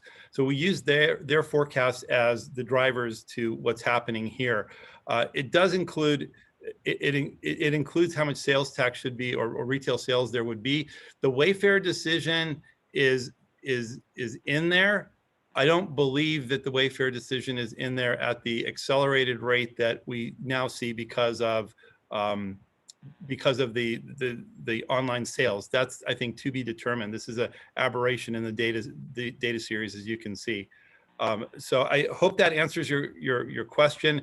The next 2 years, we're anticipating a 3.8 and for 2022 and a 4.1% increase in revenue in fiscal year 2023 is what the model shows right now. So those are relatively modest increases when you factor in a 2% or so inflation rate. Great. Thank you very much for that additional explanation. You're welcome. Okay, thank you. Mayor Bailey. Thank you, Chair. Clarifying question for Hassan. Hassan, I'd heard you mention that there was a reduction in positions of 40 over the past year. And I'm just curious, were those a reduction in 40 positions that were previously unfilled, or was that actually a reduction in 40 of our headcount? This is 40, the headcounts, but there were vacancies that were not correct. There were an original, and I'll have the staff correct, there were about 400 of us, and now there is 345 positions. So how many personnel were actually let go? Say that again? How many personnel were let go? Position let go, not personnel. So the personnel is the same. The personnel remains the same. So we didn't actually lay anyone off. We just reduced 40 positions that weren't previously filled. No, 40 positions that were to be filled, we eliminated them, correct. Okay, so no one was actually laid off from SANDAG? No, no layoff, but they were, it's the same thing. You have 40 positions that were to be hired, and we decided to reduce them. And by God, we needed them. But thank you. You're welcome. Okay, thank you. Mayor Sotelo Solis. Thank you. I wanted to share, wearing my MTS hat now. I think that's it's as Vice Chair Gloria mentioned with regards to our transit agencies. I think we're all fingers crossed that stimulus monies will be provided to our transit agencies to help us offset any potential costs and fare increases, because we know that people who are transit dependent, whenever there is some type of fare or transit fare increase at any level, it's pretty detrimental. So I wanted to share that we're, trying to, again, look for the stimulus monies to lessen the chance of having to do those fare increases and to keep service levels at pre-COVID levels, because we know ridership trends did change, but they're going in a very positive direction. And we know that there's still people that are transit dependent that have been using these modes of transportation since COVID-19 has hit. So thank you again, Chair, and I will second the motion from Vice Chair Gloria. Okay, well, this is not an action item. It's actually just an information item. So we'll move on to the next item, which is an action item. So we're moving on to 16. Thank you, Ray, for your report. And we'll move on to Ariana for her report on the latest TransNet and transit-related revenues. Thank you. Good morning, Chair Blake Spear, and good morning, SANDAG board members. Good to be here. I'm going to start by saying that this item has been revised and changes were made that affect the cover report and the TDA revenue table for fiscal year 21. And that reflects a correction where audit costs were inadvertently included previously. But now that we've heard from Ray and the good news that he had to share, today we are seeking your approval of a revision to both TransNet and for fiscal year 21. And then in addition, we are also looking for approval of the estimated revenues for the period covering fiscal years 22 through 26. And there's three types of funding that this item covers, and those are the Transportation Development Act, or TDA, which is 0.25% of the share of the state sales tax. There's Federal Transit Administration, or FTA funds, which is a formula program, and then TransNet funding sales tax measure funds as well. And we bring this item to you every February because your action allows our transit agencies to plan for capital projects and determine operating subsidies. And we work very closely, not only with our region's transit operators to develop these estimates, but also with the County of San Diego Auditor Controller Office, and that's per statute. We do that to confirm the proposed growth rate for TDA funds and then to apportion the funds to support local agency and transit operator planning and budgeting efforts. For this year's item, we are happy to report that fiscal year 2021 TransNet and TDA revenues are higher than what the board approved last May in response to COVID, as you heard Ray Major speak about.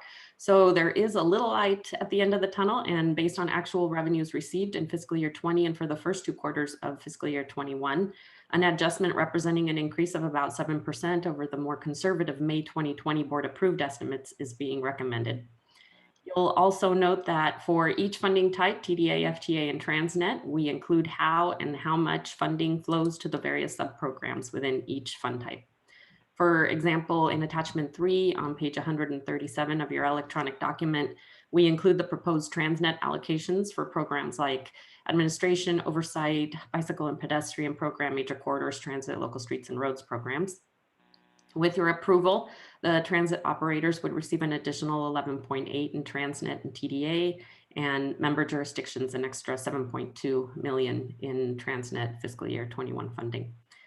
As another example, further down on page 139, we provide the detail each local jurisdiction would receive for their street and road improvements in fiscal year 21. And for the city of San Diego, for instance, you can see that the previously board approved fiscal year 21 estimate of about 32 million, that's proposed to be increased to about 35 million for fiscal year 21. So that takes care of fiscal year 21. Moving on to fiscal year 22, TransNet is estimated at 319 million, which reflects a growth rate of 3.76% over the anticipated fiscal year 21 revenues. For TDA, the FY22 estimate is approximately 154 million, and that reflects a similar growth rate.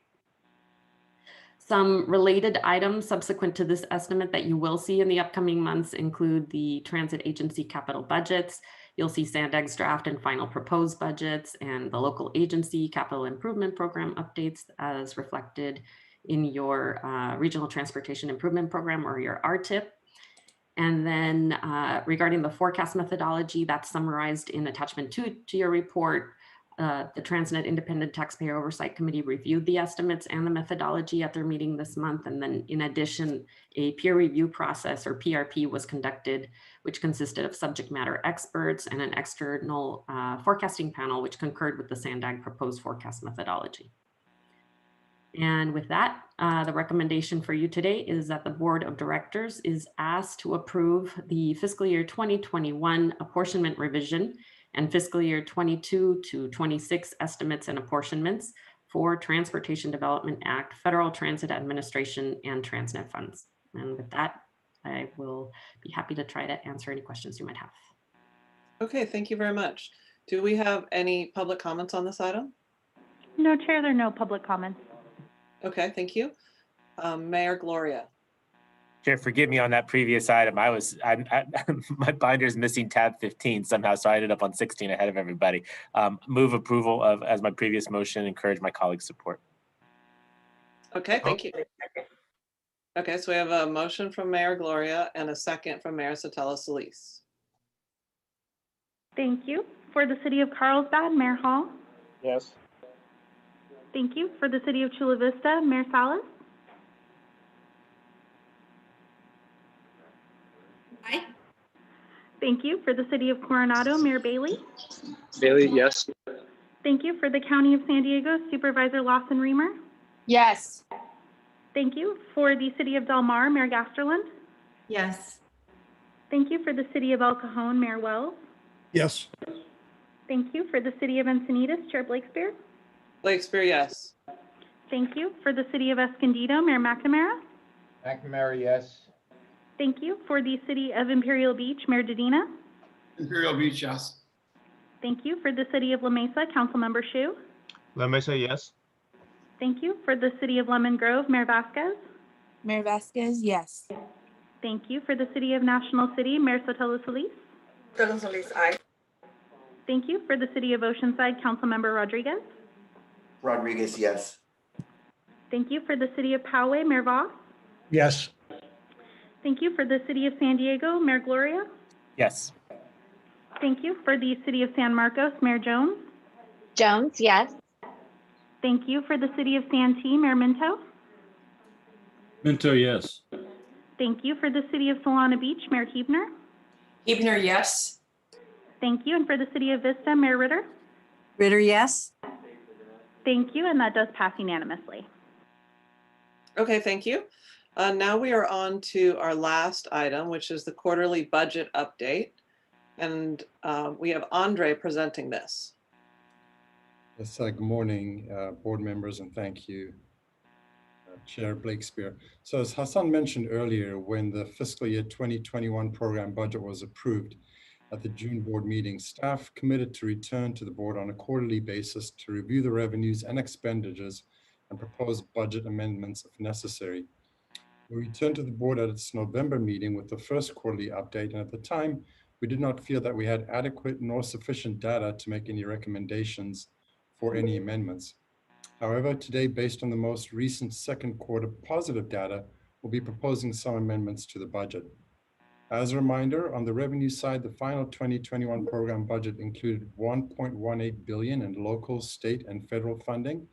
About half that funding comes from federal and state sources, and as of December 31st, halfway through the year, those revenues continue to come in as projected, and we expect they will for the remainder of the year. The other half of our funding comes from local sources, primarily TransNet and TDA sales tax, and as just presented to you from Ray and Ariana, based on the better than expected TDA and transit revenues, we are proposing that we amend our budget to reflect the additional revenues that we are receiving from those local sources. The total amount between the two for SANDAG's budget is $675,000. We're also proposing the use of $280,000 in contingency funds, consistent with state health orders and local public official orders. Majority of SANDAG employees continue to work from home, and so the funding is needed for employee stipends and equipment allowances, as well as additional IT equipment and health and safety supplies for the SANDAG offices. Turning our attention to expenditures. Expenditures in the three primary components of the program budget are the overall work program, regional operations and services, and the capital programs. They are spending less than 50% than what may be expected for half a year. However, this is not unusual since most contracts are awarded in the first and second quarter and may not get underway until the third quarter. The fiscal year 2021 program budget was considered and approved last year amid economic uncertainty due to COVID. The budget was balanced using several cost-constrained strategies, and as mentioned earlier, including the elimination of the compensation adjustment pool to be used for employee performance rewards and changes to the employee benefits program. The budget also reflected a 10% decrease in the SANDAG workforce, which was achieved through the elimination of 40 vacant staff positions. Although the scope of the agency's responsibilities and obligations did not significantly decrease. In management's opinion, SANDAG is on track to meet agency goals for fiscal year 2021 due to the efforts of staff. To acknowledge and reward staff for their recent contributions to the agency, a 2% compensation adjustment pool is proposed to be added as a mid-year fiscal year 2021 budget amendment. SANDAG uses a pay for performance compensation program, and the approved pool would be used to provide merit increases and or performance bonuses to eligible employees. SANDAG does not award COLAs or general salary increases as part of its compensation program. Employees have not received any performance-based pay since July of 2019. Based on research conducted by SANDAG's compensation consultant, the average base pay increases awarded in 2020 across a variety of industries range from 2 to 3%. As part of our research, we learned that many of SANDAG's member agencies maintained their compensation programs last year. Most agencies continued to provide step increases to eligible employees, and there were some who provided COLAs or other adjustments as well. The recommended 2% adjustment pool is consistent with current market conditions and ensures that as an agency, we do not fall behind the market as well. So the recommendation is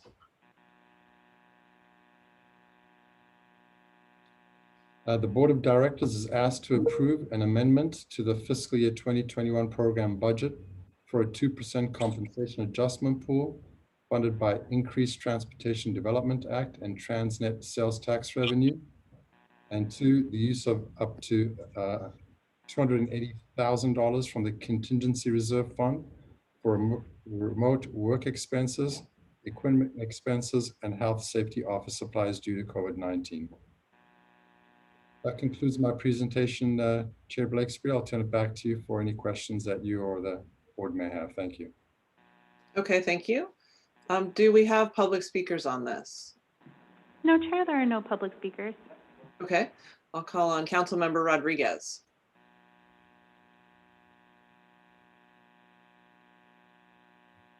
One moment, sorry. Okay, thank you for that presentation.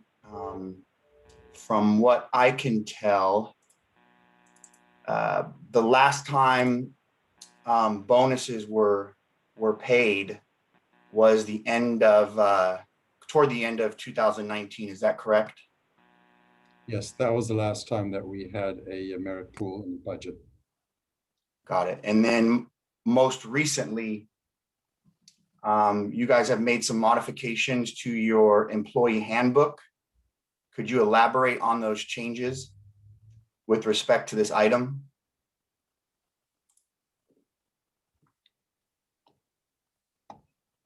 Mayor Blakespeare, let me respond to Councilmember Rodriguez.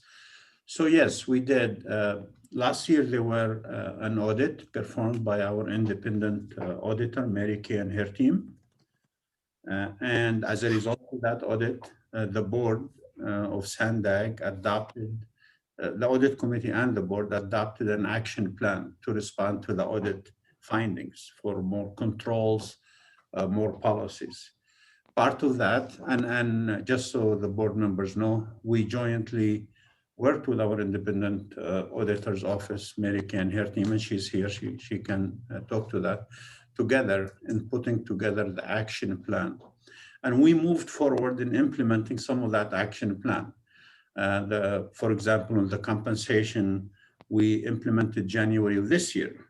We're not done, but Collaboratively with the independent officer, we made changes based on the audit findings, and we also updated the employee handbook to reflect the audit findings and more controls for the agency. Okay, thank you. So my concern, first off, I think it's well deserved. I think the compensation increase is well deserved. My concern lies in how previous merit-based bonuses put into a pool have been distributed amongst SANDAG employees. Upon my review of the audit report, as we all have access to, there was a gross disparity between what employees received a bonus and what employees did not. There were a large portion of SANDAG employees that did not get a bonus, did not get a merit-based. There was some conflicting information on the evaluation process to justify those amounts. And my concern in approving this item without a clear policy, without a clear pathway for transparency purposes and to the benefit of all SANDAG employees, to know what standards are required in order to participate in those merits in the future. And so I know this is a work in progress, but I would like, I would like to know what, Hassan, what is your plan in distributing these bonuses, well-earned bonuses and merit-based compensations to all SANDAG employees and not just a select few? Thank you, Council Member. And again, I'm going to reiterate that, yes, there were audit findings. We developed the action plan, the board approved it. We're moving forward in implementing it. The independent performance auditor will be telling us whether we met what we needed to meet or not.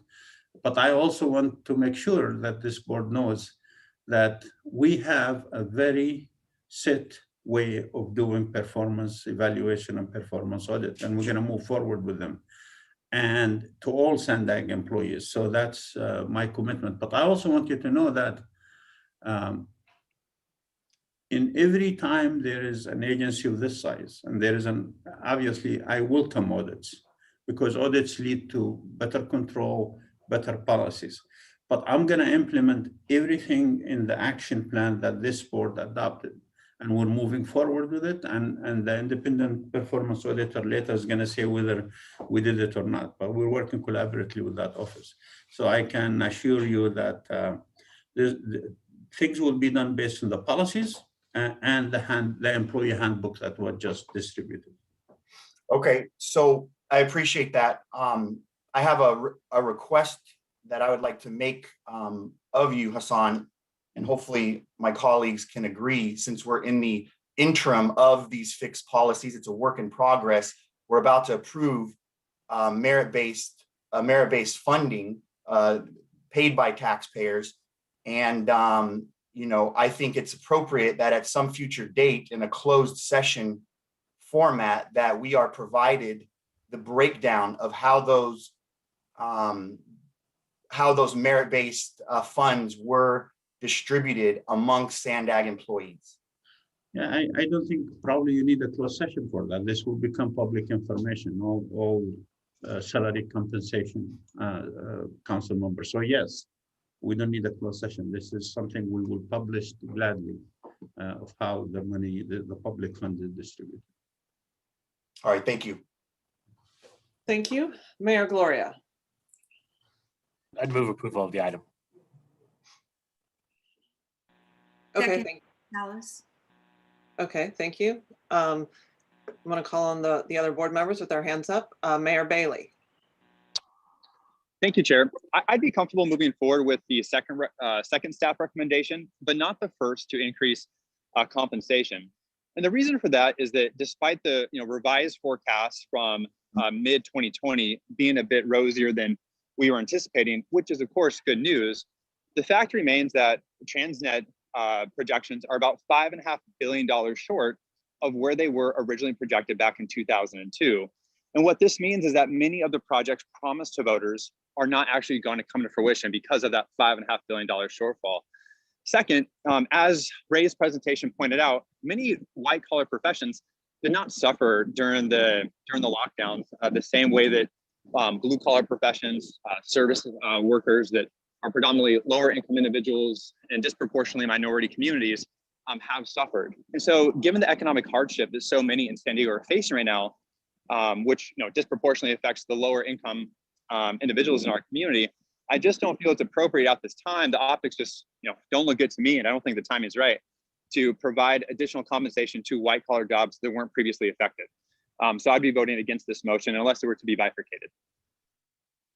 Okay, thank you. Mayor Jones. Thank you so much.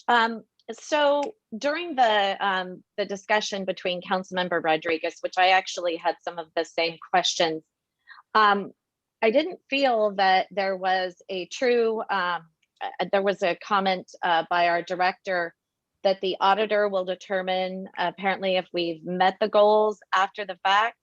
I would like to have a clear policy showing that we are treating all of our employees equitably and fairly, because in that audit, it determined that we did not, and that it makes me very uncomfortable. It was mostly, I think, in the audit, it said the directors were the recipients of these pay increases, but not all of the employees across the board. So I'm not comfortable that we even had a clear answer on that. And then also I did have one other question, and maybe staff could answer this. And that is, are employees being reimbursed for internet and other expenses that they already had pre-COVID? Because I know there was some discussion, and I can't find my note right now, and I was looking for it, that specifically these were new expenses that we were reimbursing because of COVID specifically. And so maybe someone could answer that question. But then also, I would like to have an answer as to whether we could set a policy prior to a vote on this, that the pay increases would be equitably throughout all of the staff members at SANDAG.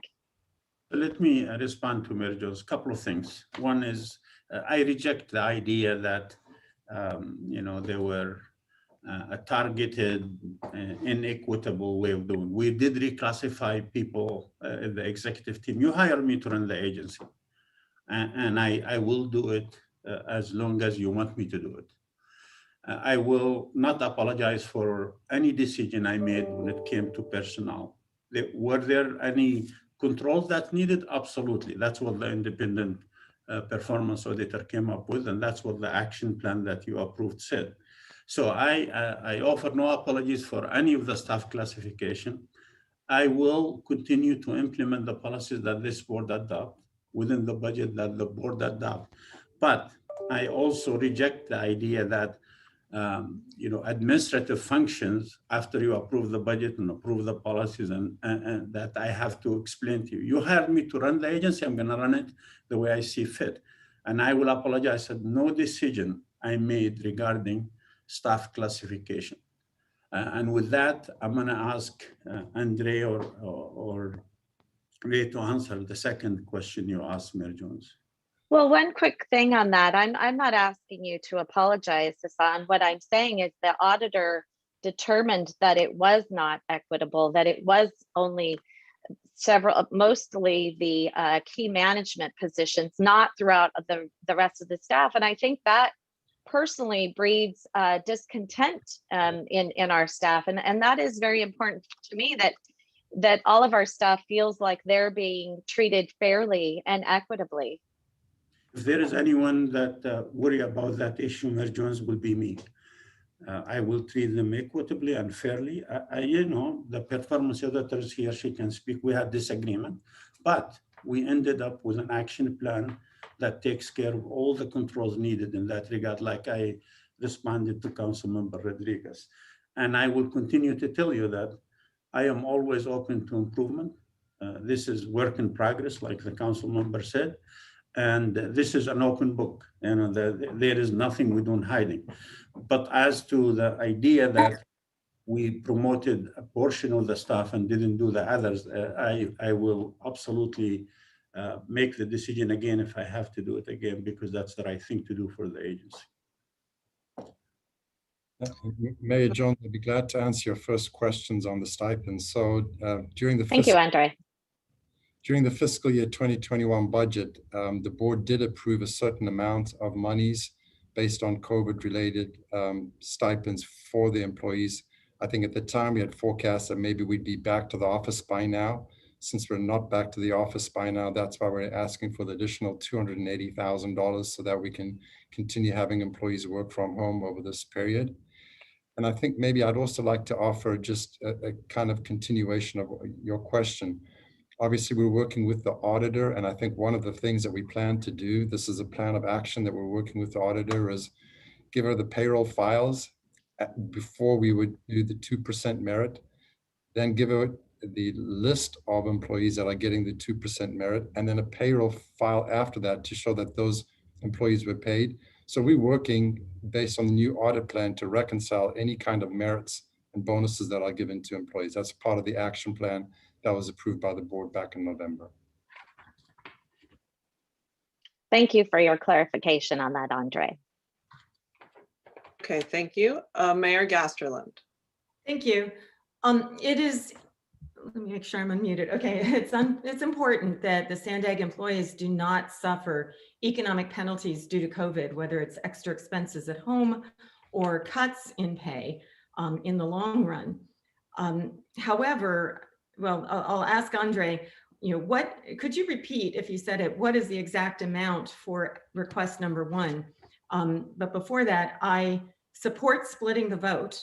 I'm clearly and firmly in support of number 2, and I question the wisdom of doing number 1 right now. I'd like to see more certainty in the budget over the next quarter.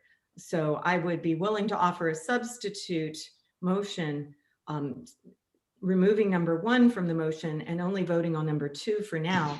And then with more discussion, perhaps someone else would make a motion for number 1.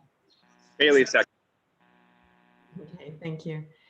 And so the question becomes, what is the amount for the number 1? So we have a substitute motion on the table with a second. It sounds like Catherine. Thank you, Chair. Yes. So we have a substitute motion and a second, and you asked a question. So did you want staff to answer your question? Yeah, let's go ahead and answer the question. That way it's answered. And that's what's the total dollar amount for number 1?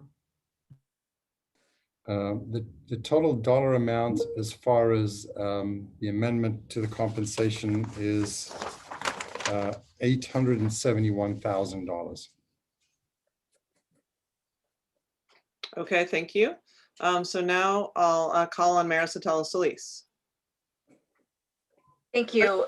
Again, I just want to reiterate kind of what was already stated, but I know there is a substitute motion on the floor. Before that goes to vote. Again, the discussion is based off of what the audit brought about last year. And we saw that there were things that needed to be changed, and that's why an action plan was created.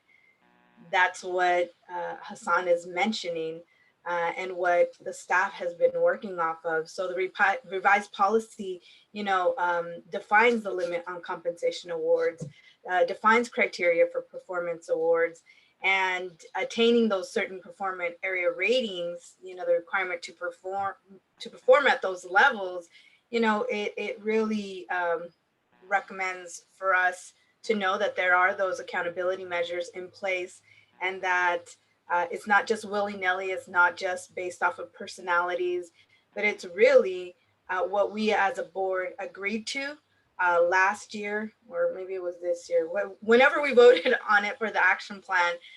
Years are blurring in. I think that it's really important. Oh, I'm sorry, it was November of last year. And I think that it's really important that we as an organization recognize, we're not perfect. We have the ability to improve, and this is a way to do that, and recognize that as we move forward, the budget decisions can always be revisited at any point in time. But I think doing so with the original motion on the floor allows us, one, to make sure that our staff is has a proper workplace at home or wherever they're doing their work from home or satellite spot, as well as looking at those compensation adjustments. Thank you so much, and I know that there's a substitute motion on the floor. Okay, thank you. Councilmember Shu. Thank you.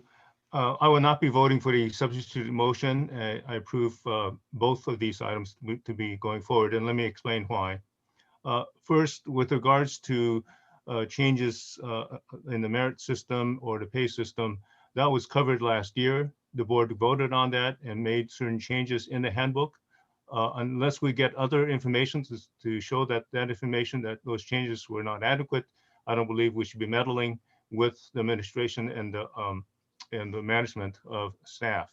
The board had a chance to weigh in on that. It did weigh in on it. It's over. Unless you come up with a new study or some other audit report, we shouldn't meddle with that.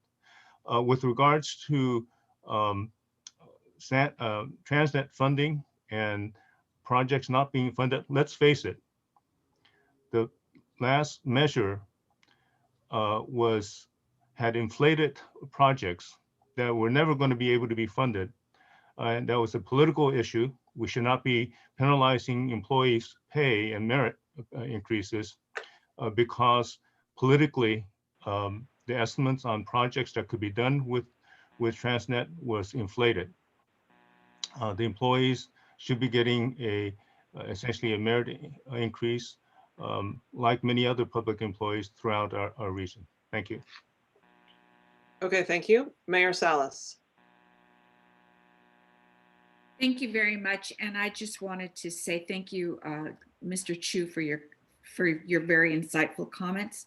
My question is a little bit different tact. So in my study of this issue, I'm reading that member jurisdictions will receive an additional $7.2 million out of the 2021 transit revenue. So what it means to Chula Vista, if approved, is that the new revision will have an increase of $471,000 to the city of Chula Vista. And I believe that there would be corresponding amounts to other cities as well. So my question is, are these motions that are the substitute motions that are being placed on the table, are they going to have any effect on that additional money to the member cities?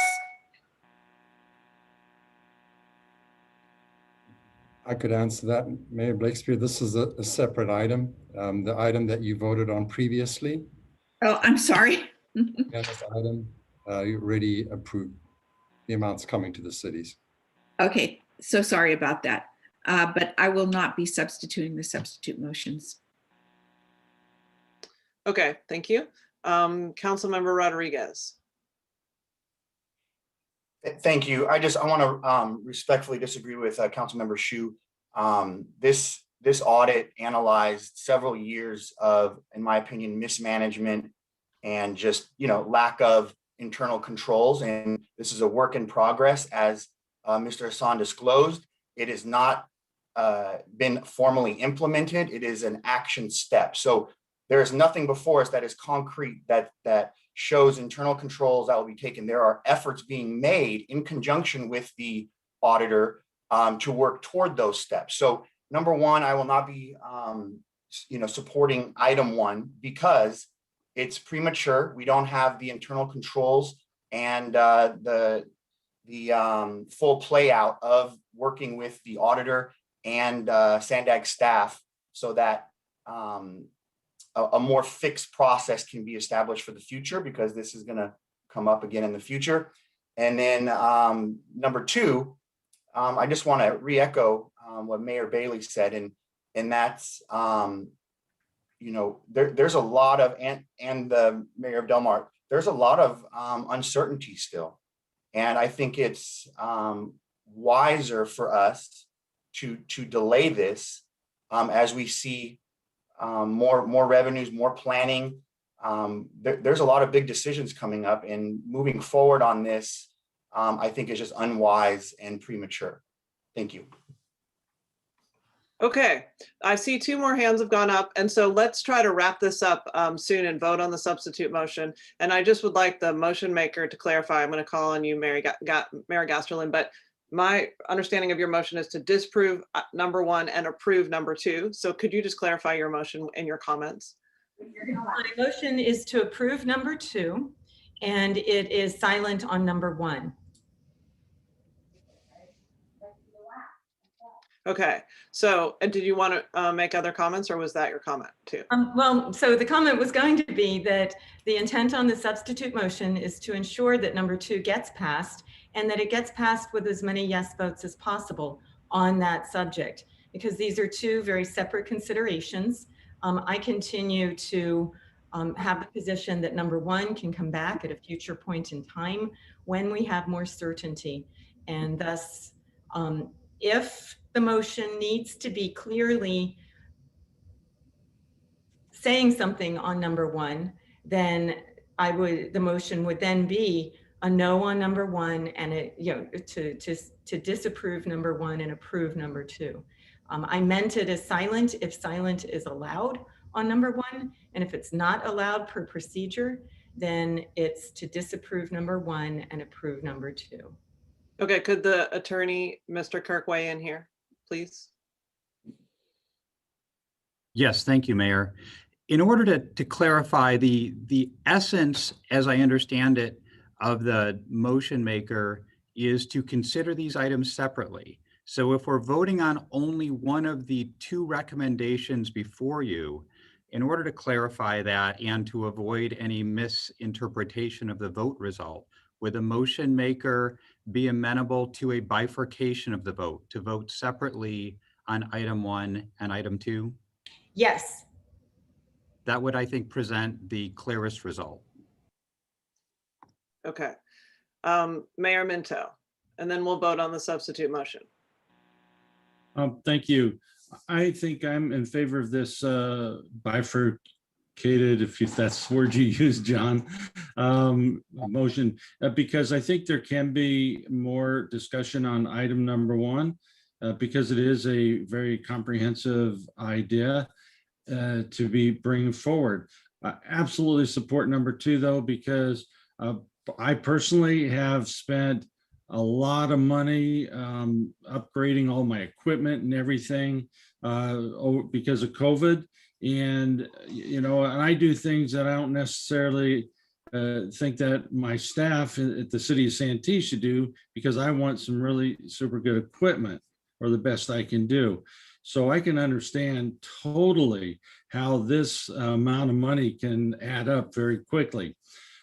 At Santee, one thing that we did when we started to have to buy new equipment for people to work at home is we applied for, I think it was CARES Act money or reimbursement money because of COVID. Has SANDAG done any of that to try and recoup some of these COVID-19 expenditures that we've had to make? I can answer that too. So yes, currently we're working with our risk manager here at SANDAG, and there's a couple different programs through our insurance, as well as others, that we are gathering all our expenses. We haven't put in for a claim yet, but we're gathering all our expenses, and we're hopeful that we will be able to get some kind of relief. So then we approve this, and then later on, I'd like to get a report if we did get any reimbursement, because in that way, what we'll see is what the overall expenditure was. Because let's say this is what, $280,000, then maybe we only came up with $80,000 that we had to come out of reserves for. And I think that would be a really good, report to have back to the board. So thank you very much. Okay, and then just a last comment from Mayor Gasterlin before we go ahead and vote. Yes, there's no need to have the substitute motion if we do the bifurcated vote on the first motion. So with that, I'm willing to withdraw the substitute motion for efficiency here. There's no need to vote on it. Mr. Kirk? Since that has been seconded, we can do that by unanimous consent unless there are no objections, then that can be considered withdrawn. If anyone objects to it, they should make that known. Thank you. Object to what? Just to clarify what's happening here. So I think what the city attorney is saying is that the substitute motion can be withdrawn unless there's an objection from a board member who wants to object. And in the case that it's withdrawn, it goes back to the original motion, which we will then be voting on. So we will not be voting on any bifurcation or a rejection of two or I mean of one.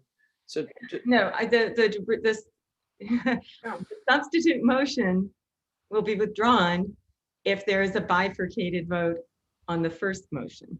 That's what I heard from Mr. Kirk, that we can do that. We can bifurcate the vote by consent unless somebody objects to bifurcating. That's correct. Well, Otelo Solis objects. I think it's a bundled deal, so I object. Okay. Technically that, if I can clarify, so you have a substitute motion and a second. Once you have a motion and a second, that motion belongs to the body, not to the maker of the motion. The maker of the motion wants to withdraw that. Normally you would need a vote to allow withdrawal of a seconded motion. However, Robert's rules allows that to be done by unanimous consent. And so what we're considering is simply, does the body allow the withdrawal of the substitute motion? If you object to withdrawal of the substitute motion, make that known. You would then need to vote on whether to allow the withdrawal of the substitute motion. okay, Vice Chair Gloria. I may make a recommendation. The Gasterlin motion is on the floor. Let's take a vote on that. I think you've heard enough objections from Chula Vista National City. I won't be supporting that motion. We can dispense with that item and perhaps come back to the original motion. Okay, let's go ahead and vote on the substitute motion. Thank you. For the city of Carlsbad, Mayor Hall. Carlsbad, yes. Thank you. For the city of Chula Vista, Mayor Salas. Salas, no. Thank you. For the city of Coronado, Mayor Bailey. Bailey, yes. Thank you. For the county of San Diego, Supervisor Lawson Reamer. Yes. Thank you. For the city of Del Mar, Mayor Gasterland. Yes. Thank you. For the city of El Cajon, Mayor Wells. Yes. Thank you. For the city of Encinitas, Chair Blakespear. No. Thank you. For the city of Escondido, Mayor McNamara. McNamara, yes. Thank you. For the city of Imperial Beach, Mayor Dedina. Imperial Beach, no. Thank you. For the city of La Mesa, Councilmember Shu. La Mesa, no. Thank you. For the city of Lemon Grove, Mayor Vasquez. Mayor Vasquez, yes. Thank you. For the city of National City, Mayor Sotelo Solis. Otelo Solis, nay. Thank you. For the city of Oceanside, Councilmember Rodriguez. Oceanside, yes. Thank you. For the city of Poway, Mayor Voss.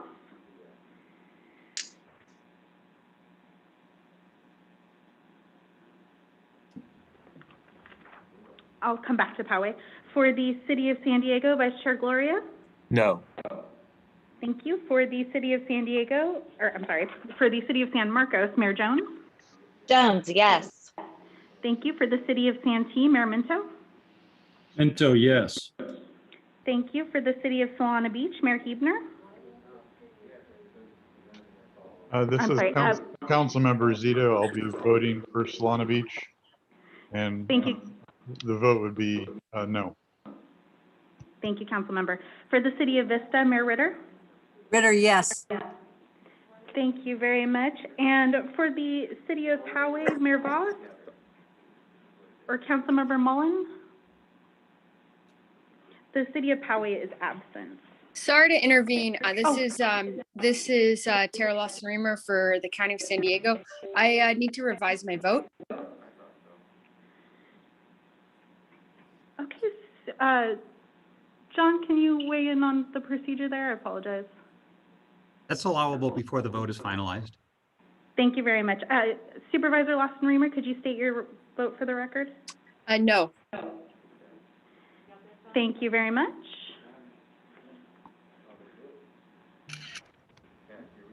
And I don't know which slide number.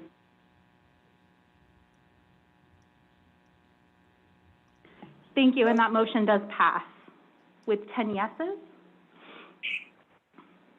Okay.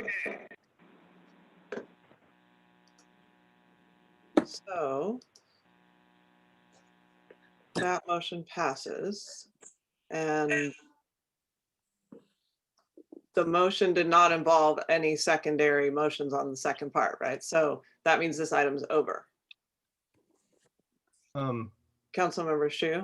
I have just a quick procedural question. On these kinds of issues, does a weighted vote, are they considered for these kinds of votes? Yes, any vote at the Board of Directors is subject to the weighted vote upon the request of any 2 members. I will make such a request. Councilmember Rodriguez?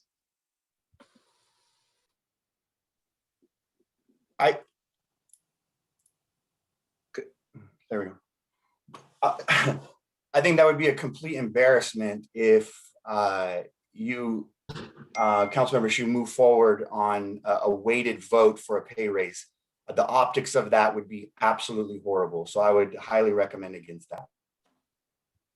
To clarify, this item, what was just voted on, pertained only to item number 2. It does not, by the wording of the motion, involve rejection of number 1. That still remains. Councilmember Zito? Sorry, my camera's not working. Trying to get that fixed. Yeah, just clarifying the question then to the attorney. So that means it would be appropriate for a motion to be made to approve item number 1 then? Yes, it would. I would so move. I'll second that.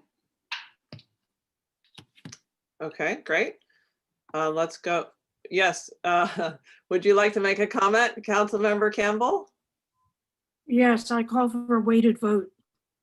Well, we already have, we have a motion on the table. So you don't need to have a weighted vote right now because we have to do a tally vote first. Okay, thank you. So let's go ahead and do, so let's repeat the motion so everyone knows what it is. It's to. Were you asking me to do that, Chair, or are you going to do it? Yeah. I was going to let you do it. Okay, yeah, my motion was to approve item number 1 as outlined in the agenda staff report for item, or option number, I don't know how to say, item number 17 staff report, option number 1 there to approve that as outlined in the staff report. And I will continue to second. Okay, thank you. Let's go ahead and vote. Thank you. For the City of Carlsbad, Mayor Hall. No. Thank you. For the City of Chula Vista, Mayor Salas. Yes. Thank you. For the City of Coronado, Mayor Bailey. Bailey, no.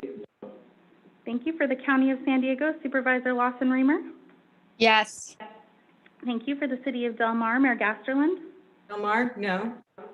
Thank you. For the City of El Cajon, Mayor Wells. No. Thank you. For the City of Encinitas, Chair Blakespear. Yes. Thank you. For the City of Escondido, Mayor McNamara. Yes.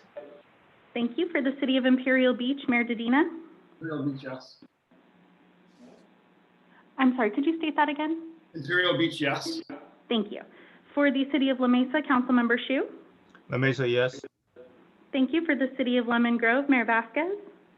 Mayor Vasquez, yes. Thank you. For the City of National City, Mayor Sotelo Solis. Sotelo Solis, aye. Thank you. For the City of Oceanside, Councilmember Rodriguez. No. Thank you. For the City of Poway, Mayor Voss. Oh, I'm sorry, the City of Poway is absent. For the City of San Diego, Vice Chair Gloria. Aye. Thank you. For the City of San Diego, or I'm sorry, for the City of San Marcos, Mayor Jones. No. Thank you. For the City of Santee, Mayor Minto. Minto, no. Thank you. For the City of Solana Beach, Councilmember Zito. Solana Beach, yes. Thank you. And for the City of Vista, Mayor Ritter. Ritter, no. Thank you.